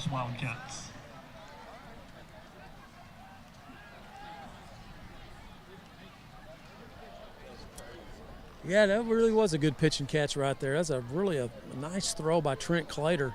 It's one of the better throws I think we've seen Trent make so far this season. Yeah, great throw. I mean, he just zinged it. He's got a great arm. He just needs more experience. That's it. I mean, I'm going to leave it at he just needs more experience. He is going to be a good one. So 1st and 10 for Whitehouse. Adams going to hand this one off to Mosley. Mosley fighting for some yards, going to pick up 5. Number 8, Zamaje Mosley on the carry. Under a minute to play in the 3rd. Michael Taylor. Gain of about 5 yards. Whitehouse moving quickly. Adams scrambles around. Finally going to keep it himself. I think they're going to mark him just past the 1st down. So it's going to be a 1st down for Whitehouse. Yeah, that was just improvisation, Ryan, by Adams. I mean, he wanted to throw the ball back to his right, and there's nothing there. Nothing. Jacksonville had great coverage, and he just ate the football and got up the field and gets the 1st down.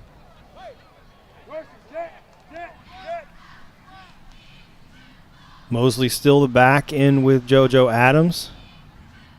2 receivers right, 1 left for the Wildcats. Handoff goes to Mosley around the right side. Lots of room to run.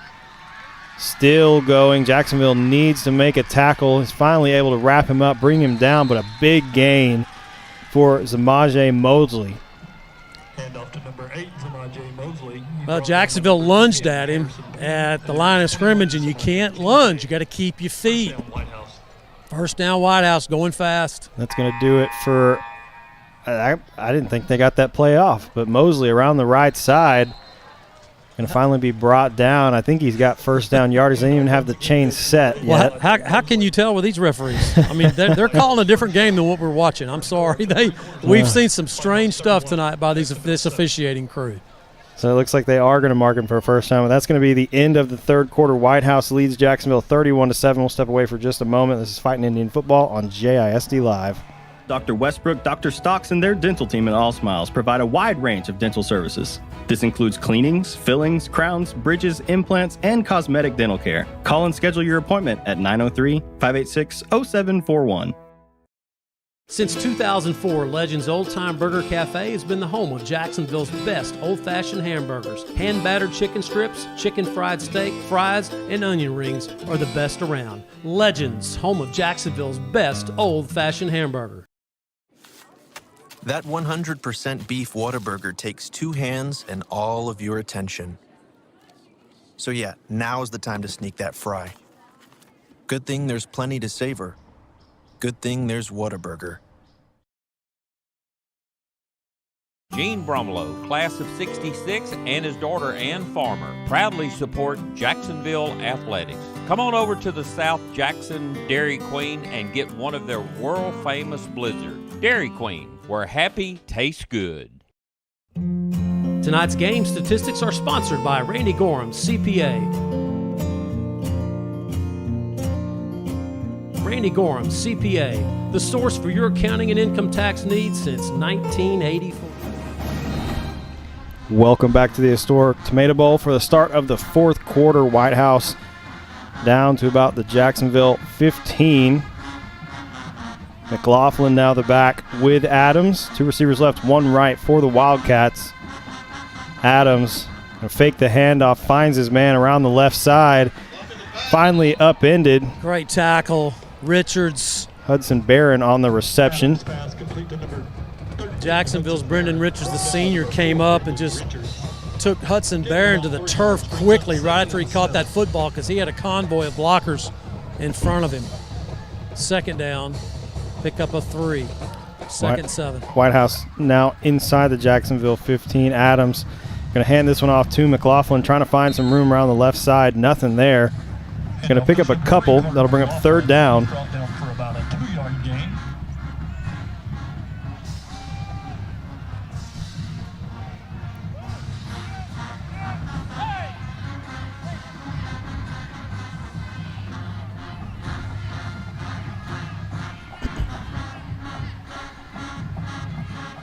Two receivers left, one right for the Wildcats.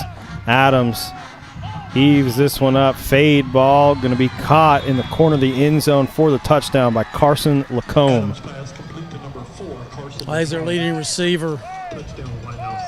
Gets his second touchdown catch. I believe that's his second. Matt may have been 12 who got that other one. Nevertheless, the same play, just a fade route and just out-athleting Samadra Kincaid out in the corner of the end zone. Number 81, Josh Torrance, into attempt the point after touchdown for Whitehouse. Josh Torrance in to attempt the extra point. Extra points brought to you by our friends at Neighbors Coffee, and this one from Torrance is up and good. So Whitehouse now leads Jacksonville 38-7. 10:52 remaining here in the fourth quarter. We'll take a short break and come right back. This is Fighting Indian Football on JISD Live. Passing the competition by leaps and bounds. The team of world-class specialists at Christus Orthopedics and Sports Medicine Institute are experts in caring for bones, joints, and muscles. In addition to treatment, they also provide special programs designed to keep you in optimal shape and improve athletic performance. So whether you're a student athlete or a weekend warrior, they'll keep you at the top of your game. Christus Orthopedics and Sports Medicine Institute, taking orthopedic care a step further. Dr. Darwin Dar and his staff at Dar Chiropractic specialize in family chiropractic care, exercise rehab, digital x-rays, nutrition and weight loss programs, decompression, and chiropractic wellness care. Located down the street from the Tomato Bowl, Dar Chiropractic. They can help you feel better. We'd like to thank this week's team meal sponsor, Whataburger. Thank you for your valued support of Jacksonville athletics. Dr. Westbrook, Dr. Stocks, and their dental team at All Smiles provide a wide range of dental services. This includes cleanings, fillings, crowns, bridges, implants, and cosmetic dental care. Call and schedule your appointment at 903-586-0741.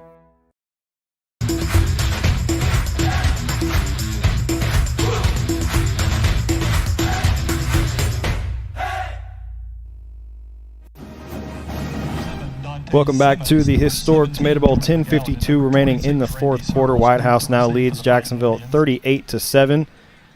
There was a penalty after the extra point, unsportsmanlike conduct on Whitehouse, so that backed them up. So they will now kick off from their own 25.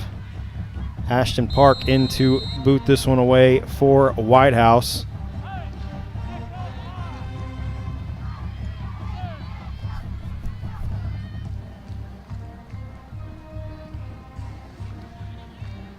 High ball back, going to be fielded by Dante Simmons. Able to make a man miss. Gets out across the 30, finally brought down about the 32. So Jacksonville will take over 1st and 10. With some decent field position after the penalty. Yeah. But, yeah, points have been such a commodity for Jacksonville in 2024. I mean, they're just struggling to score. And when your offense is struggling to score, it just puts so much more pressure on your defense. And then when your offense gives up points like Jacksonville has 4 pick sixes this year, that just swings the pendulum even worse that direction. I mean, there's no doubt Jacksonville has moved the football this year, averaging 200 yards a game rushing. They just have been unable to get points out of all that rushing. Dante Simmons goes in motion. Searles able to pick it up. Has some room to run. Good run after the miscommunication there. I'm not sure if Trent Clater was actually ready for that snap. Thank goodness they finally threw a flag on that cheap shot by Whitehouse right there. That was just, man, went up and went inside his face mask and pulled his helmet down.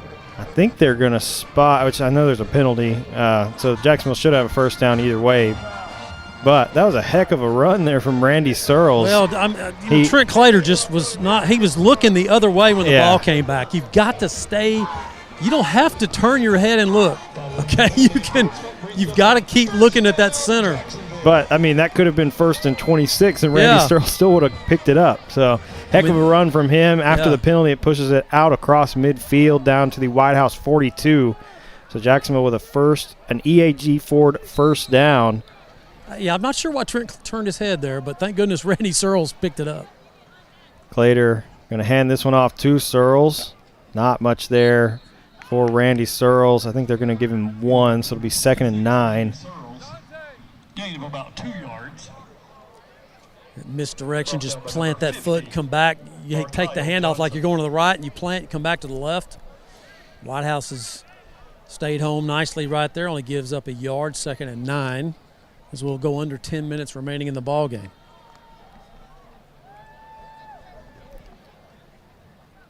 Zeke Whitaker and Dante Simmons out wide right for Jacksonville. Clater going to hand this one off to Randy Searles. Trying to find a hole. There's not much there for these Jacksonville running backs tonight. He's going to pick up about 3, but it'll bring up 3rd and 6. Brings up 3rd down 5. So it's 3rd and 6, 3rd and 5.5 maybe, as Dante will check out. Gaskin checks in.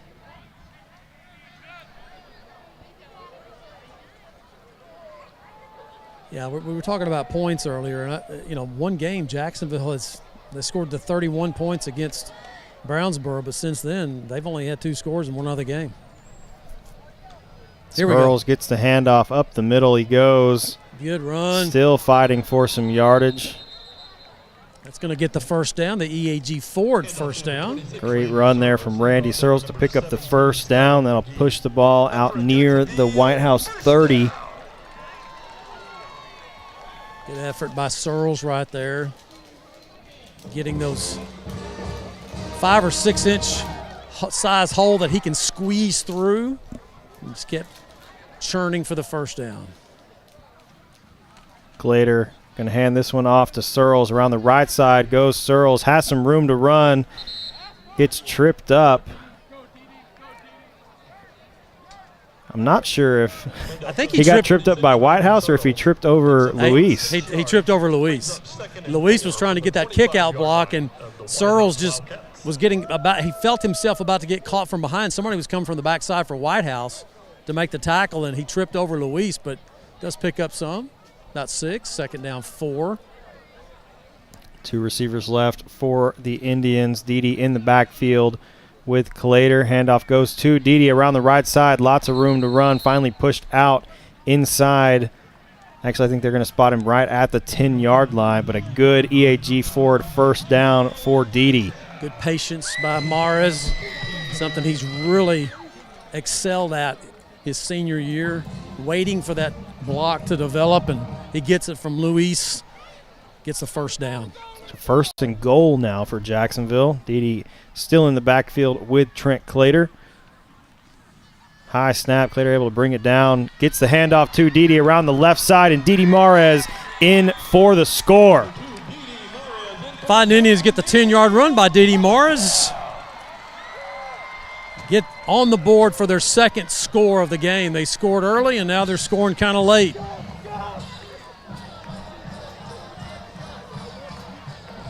Great run there from Dede. Nice run. He had lots of room to run, too. That was some good blocking by the Jacksonville offensive line as well on that play. Yes, it was. Good blocking. So KC in to attempt the extra point. Extra points brought to you by our friends at Neighbors Coffee, and this one from KC is up and good. So 38-14 now your score. Whitehouse leading Jacksonville, 7:57 left in the fourth. Take a short break and come right back. This is Fighting Indian Football on JISD Live. Passing the competition by leaps and bounds. The team of world-class specialists at Christus Orthopedics and Sports Medicine Institute are experts in caring for bones, joints, and muscles. In addition to treatment, they also provide special programs designed to keep you in optimal shape and improve athletic performance. So whether you're a student athlete or a weekend warrior, they'll keep you at the top of your game. Christus Orthopedics and Sports Medicine Institute, taking orthopedic care a step further. We'd like to thank this week's team meal sponsor, Whataburger. Thank you for your valued support of Jacksonville Athletics. Welcome back to the historic Tomato Bowl. Jacksonville finds another touchdown, and with a Fighting Indians scoring drive summary, here's Todd Travis. It was a 7-play drive, covered 67 yards, finishing with a 10-yard run by Dede for the touchdown. Yeah, just great blocking by that Jacksonville offensive line. It's just a little bit too late, and you just got to keep playing. You know, see if you can get this ball back for your offense, get on a roll here, close the gap some. Just keep playing. Keep playing hard. KC onside. Oh, they got it. Jacksonville there needs to recover it. Come on. It bounced around, pinballed around. I think Whitehouse finally came up with it. Man, Jacksonville had I think 4 players touched it. 3 Jacksonville players touched that football. 3. What a great onside kick by KC. Just completely fooled Whitehouse. They were peeling back because he looked like he was about to, pop it. It was a great kick from KC, and it was there. We had guys, they couldn't get on it. Do have a score update. Fourth quarter, Hallsville leading Nacogdoches 35-14.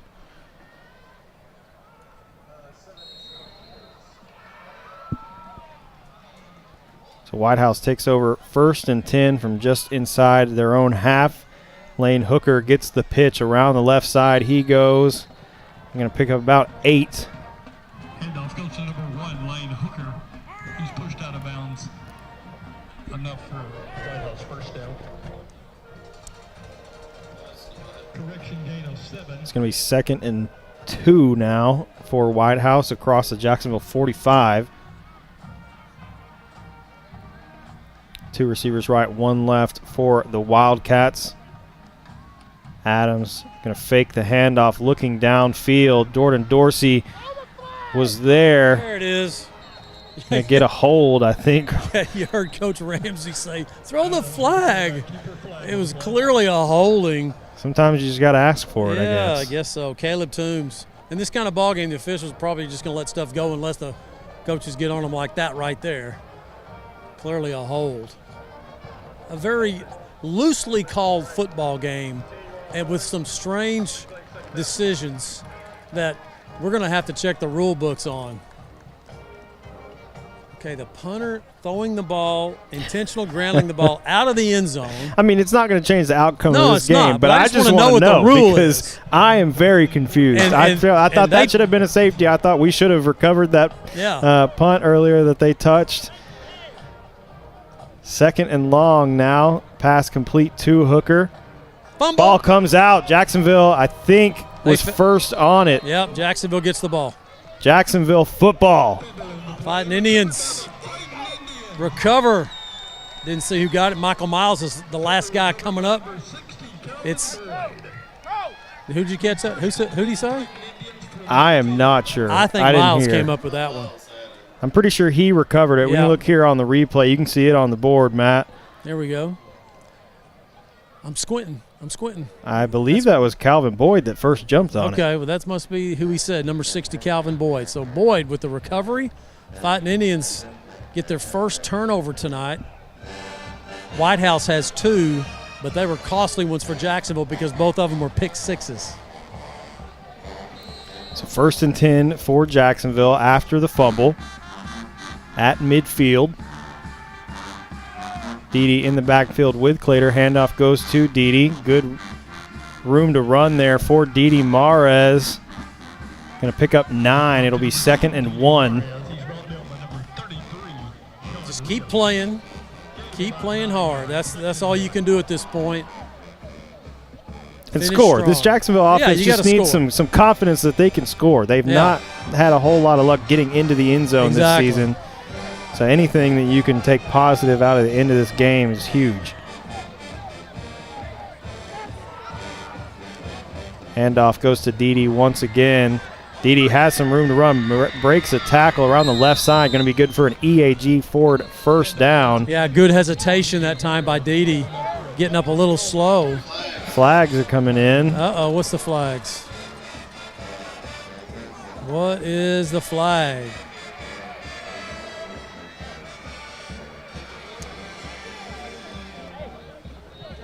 What? Legal substitution on Whitehouse. Wow. Should decline this. So Fighting Indians get the benefit of the run instead of the penalty. They'll decline it. First down Jacksonville at the 33 of Whitehouse. Searles in the backfield with Clater now.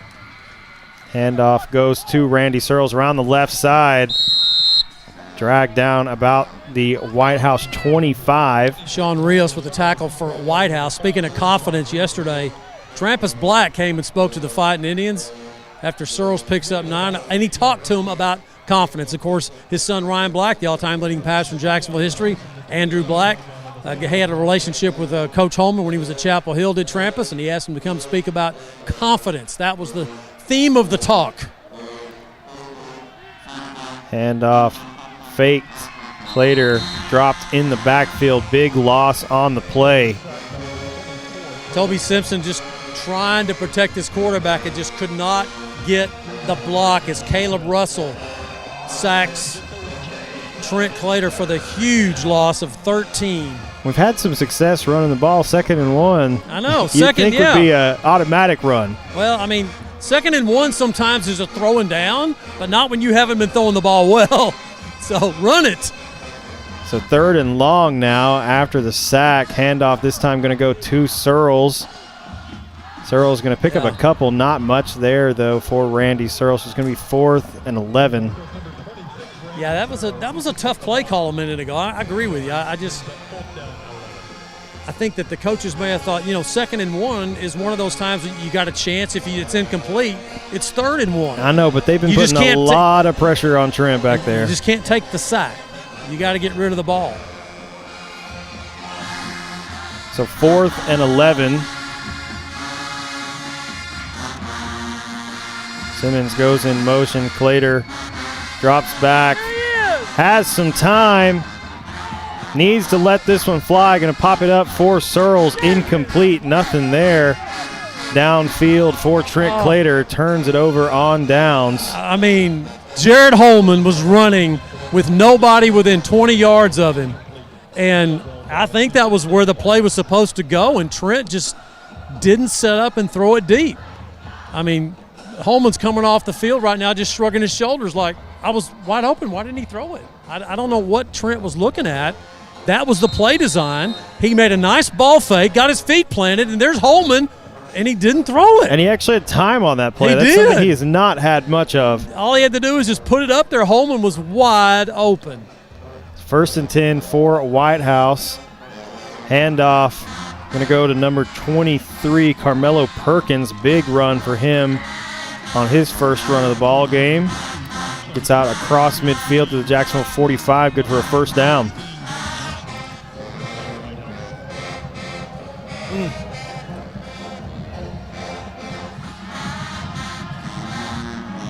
Adams going to hand this one off to Perkins once again. Michael Miles meets him about the line of scrimmage. That is a very generous spot. Yes, it was. Wow. I thought it was about a 1 yard gain. It's what it looked like from up here. It's right in front of me. So I thought he picked up one, but I guess he picked up about 3.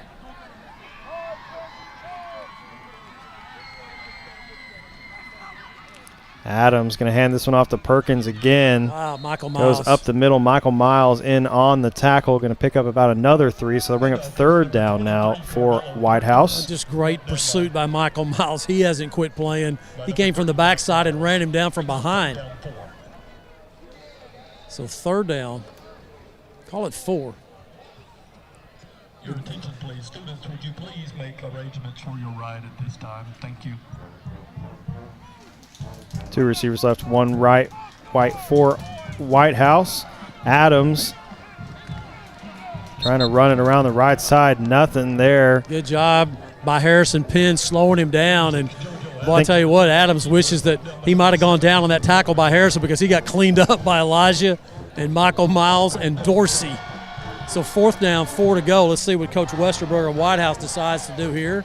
I think they're going to give him 1. It should be 4th and 3, I think. Okay, that's about a pretty good spot for Adams on a punishing tackle he took. Perkins once again the back. Man, that was a long time throwing that flag, wasn't it? I mean, there was all kinds of. I'm not sure what happened. Jordan Dorsey came up with the ball. I mean, it was all kinds of movement up there, and the officials didn't throw the ball. Now they finally calling procedure? That was crazy. False start on everyone but the center was the call. Yeah. So that'll back them up 5, and Whitehouse looks like going to bring their punting unit on.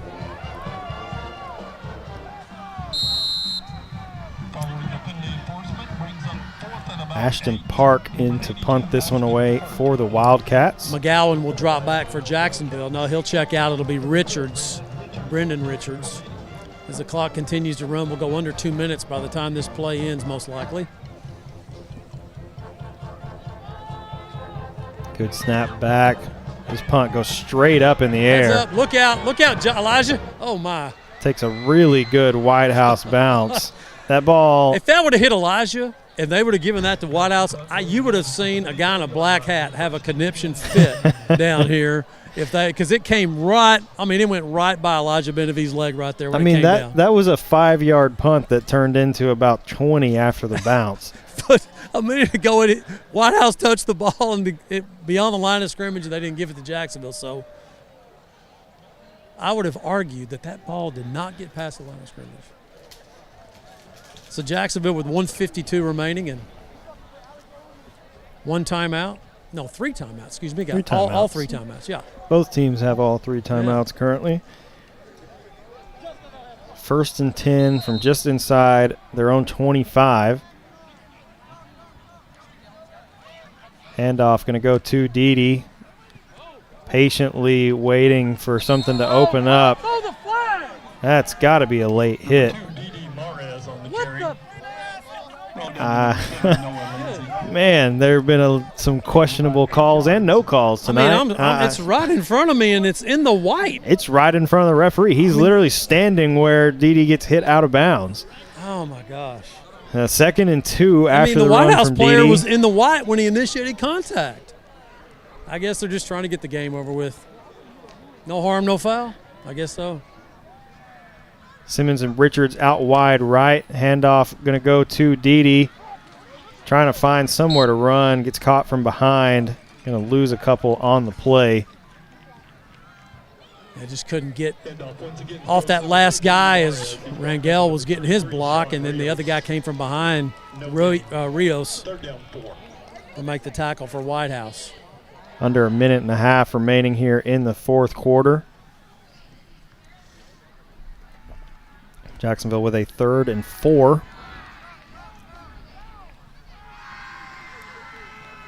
One receiver each way for the Indians. Clater going to hand this one off to Dede. Immediately wrapped up. I think he finally fought for a couple yards, but it's going to be 4th and about 2.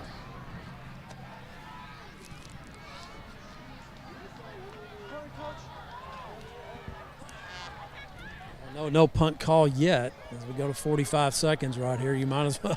You don't punt. We got 3 timeouts. The play clock will run it down to about 20 seconds. Yeah. That's what they're going to do. They're going to call timeout and run it down. Okay, timeout Jacksonville. Why don't we just take a break right now because that's what they're going to call. Gene Bromlow, class of 66, and his daughter Ann Farmer proudly support Jacksonville athletics. Come on over to the South Jackson Dairy Queen and get one of their world-famous blizzards. Dairy Queen, where happy tastes good. Tonight's game statistics are sponsored by Randy Gorham, CPA. Randy Gorham, CPA, the source for your accounting and income tax needs since 1984. For the first day of school, for the last day of work, for the satisfaction of a job well done, for the ideas that change the world, for good times, for not so good times, for her future and hers and his, for serving our customers and connecting communities. We're here with you for good. Austin Bank, with you for good. Welcome back to the historic Tomato Bowl. 19 seconds remaining here in the game. 4th and 2 for Jacksonville. Clater going to fake the handoff, hand this one off to Richards. Brendan Richards going to pick up the first EAG Ford first down. Boy, just barely. He barely got it. I thought he stepped out of bounds maybe just a little bit too early, but he got it. I thought he had it by a couple yards. Did he? Okay. Yeah. Because there was 2 or 3 Whitehouse guys, particularly number 33, coming right at him, Rios. And I thought he might have stepped out too soon, but you have a much better angle on it than I do. Stops the clock with 14 seconds remaining in the ballgame. Mara is in the backfield with Clater. Trent going to roll to his left, puts this one up for Dante. That one well out in front of him, incomplete. So 8 seconds now remaining. 2nd and 10 for Jacksonville.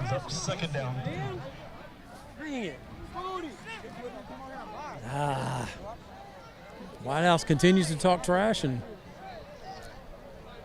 we've got about a 16-year-old calling back here. And officials, not a lot of officials these days. It's hard to get guys to officiate, so you've got a lot of young guys that, in my opinion, a lot of them aren't ready for varsity football. And he's pretty young back here, man. Oh, golly, Whitehouse is talking some trash right there, no call. Anyway, they're just trying to get the game over with, I know. Clater going to roll to his left again, puts this one up, trying to find Dante. That one picked off, and that will do it for the 4th quarter of play. So your final here tonight from the historic Tomato Bowl: Whitehouse 38, Jacksonville 14. Well, I'm not surprised about this right here. I mean, this is what Whitehouse does. I'm sorry. I mean, there's just some good people in Whitehouse, but for some reason their football teams are out of control sometimes with trash talk. And game's over, and they started doing stuff, and Jacksonville didn't like it, but that's the ball game. They got them separated, and now they're going to shake hands, and let's see how this goes.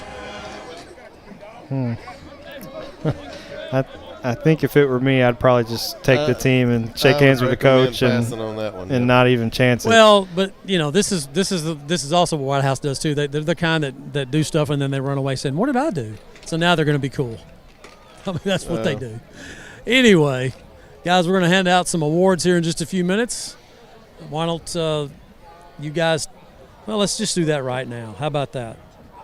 Our Bone Crusher hit of the game, sponsored by Dar Chiropractic. Your hometown chiropractor is Darwin Dar, JHS class of 1984. Pretty good linebacker back in his day. I think the second week in a row has got to be Zeke Whitaker, man. He had a couple of cleanup. I mean, he had actually 3 massive hits that I can't just take your pick. Which one do you want? I mean, he was that strong tonight. Your Austin Bank Defensive Player of the Game. Austin Bank, community bank, owned and operated by Austin Bank family. Austin family, I should say. Since 1900, your community bank Defensive Player of the Game, Michael Miles. All over the field tonight. Could have called a couple of other guys. Elijah had a good game, but Michael Miles just made several. It seemed like he was in on a lot of tackles tonight. He sure was. He made a ton of tackles tonight. Your Offensive Player of the Game, guys, I'm going to change it up a little bit. Searles had a pretty good night running the football. Dede had a great night running the football. The Austin Bank Offensive Players of the Game, the Jacksonville offensive line, thought they did a heck of a job against a pretty good Whitehouse defense tonight. We haven't done that before, and I'm going to, instead of just continuing to give it to Dede or Randy for running the ball, how about that Jacksonville offensive line? They're your Austin Bank Players of the Game. They had a good night. They really did. I mean, despite the score, 38-14, it was once again a game where Jacksonville moved the ball between the 20s. Tonight, probably more like between the 30s. But it just seemed like Jacksonville, when they get inside the 30, they struggle. They had the 1 touchdown early, and then they had the nice 67-yard drive in the fourth quarter. And you wonder, why don't they do that all the time? Well, it's just they just shoot themselves in the foot. 2 pick sixes tonight. Could have had another one that was close. And just those 5 or 6 bad plays continues to haunt the Fighting Indians. But it's on to Marshall next week to play the Mavericks. They were losing at the half to Texarkana by a score of 27-14. I haven't pulled up the final just yet. That game was it's showing 27-21 Texas High in the third quarter on Max Preps right now. Oh, wow. All right.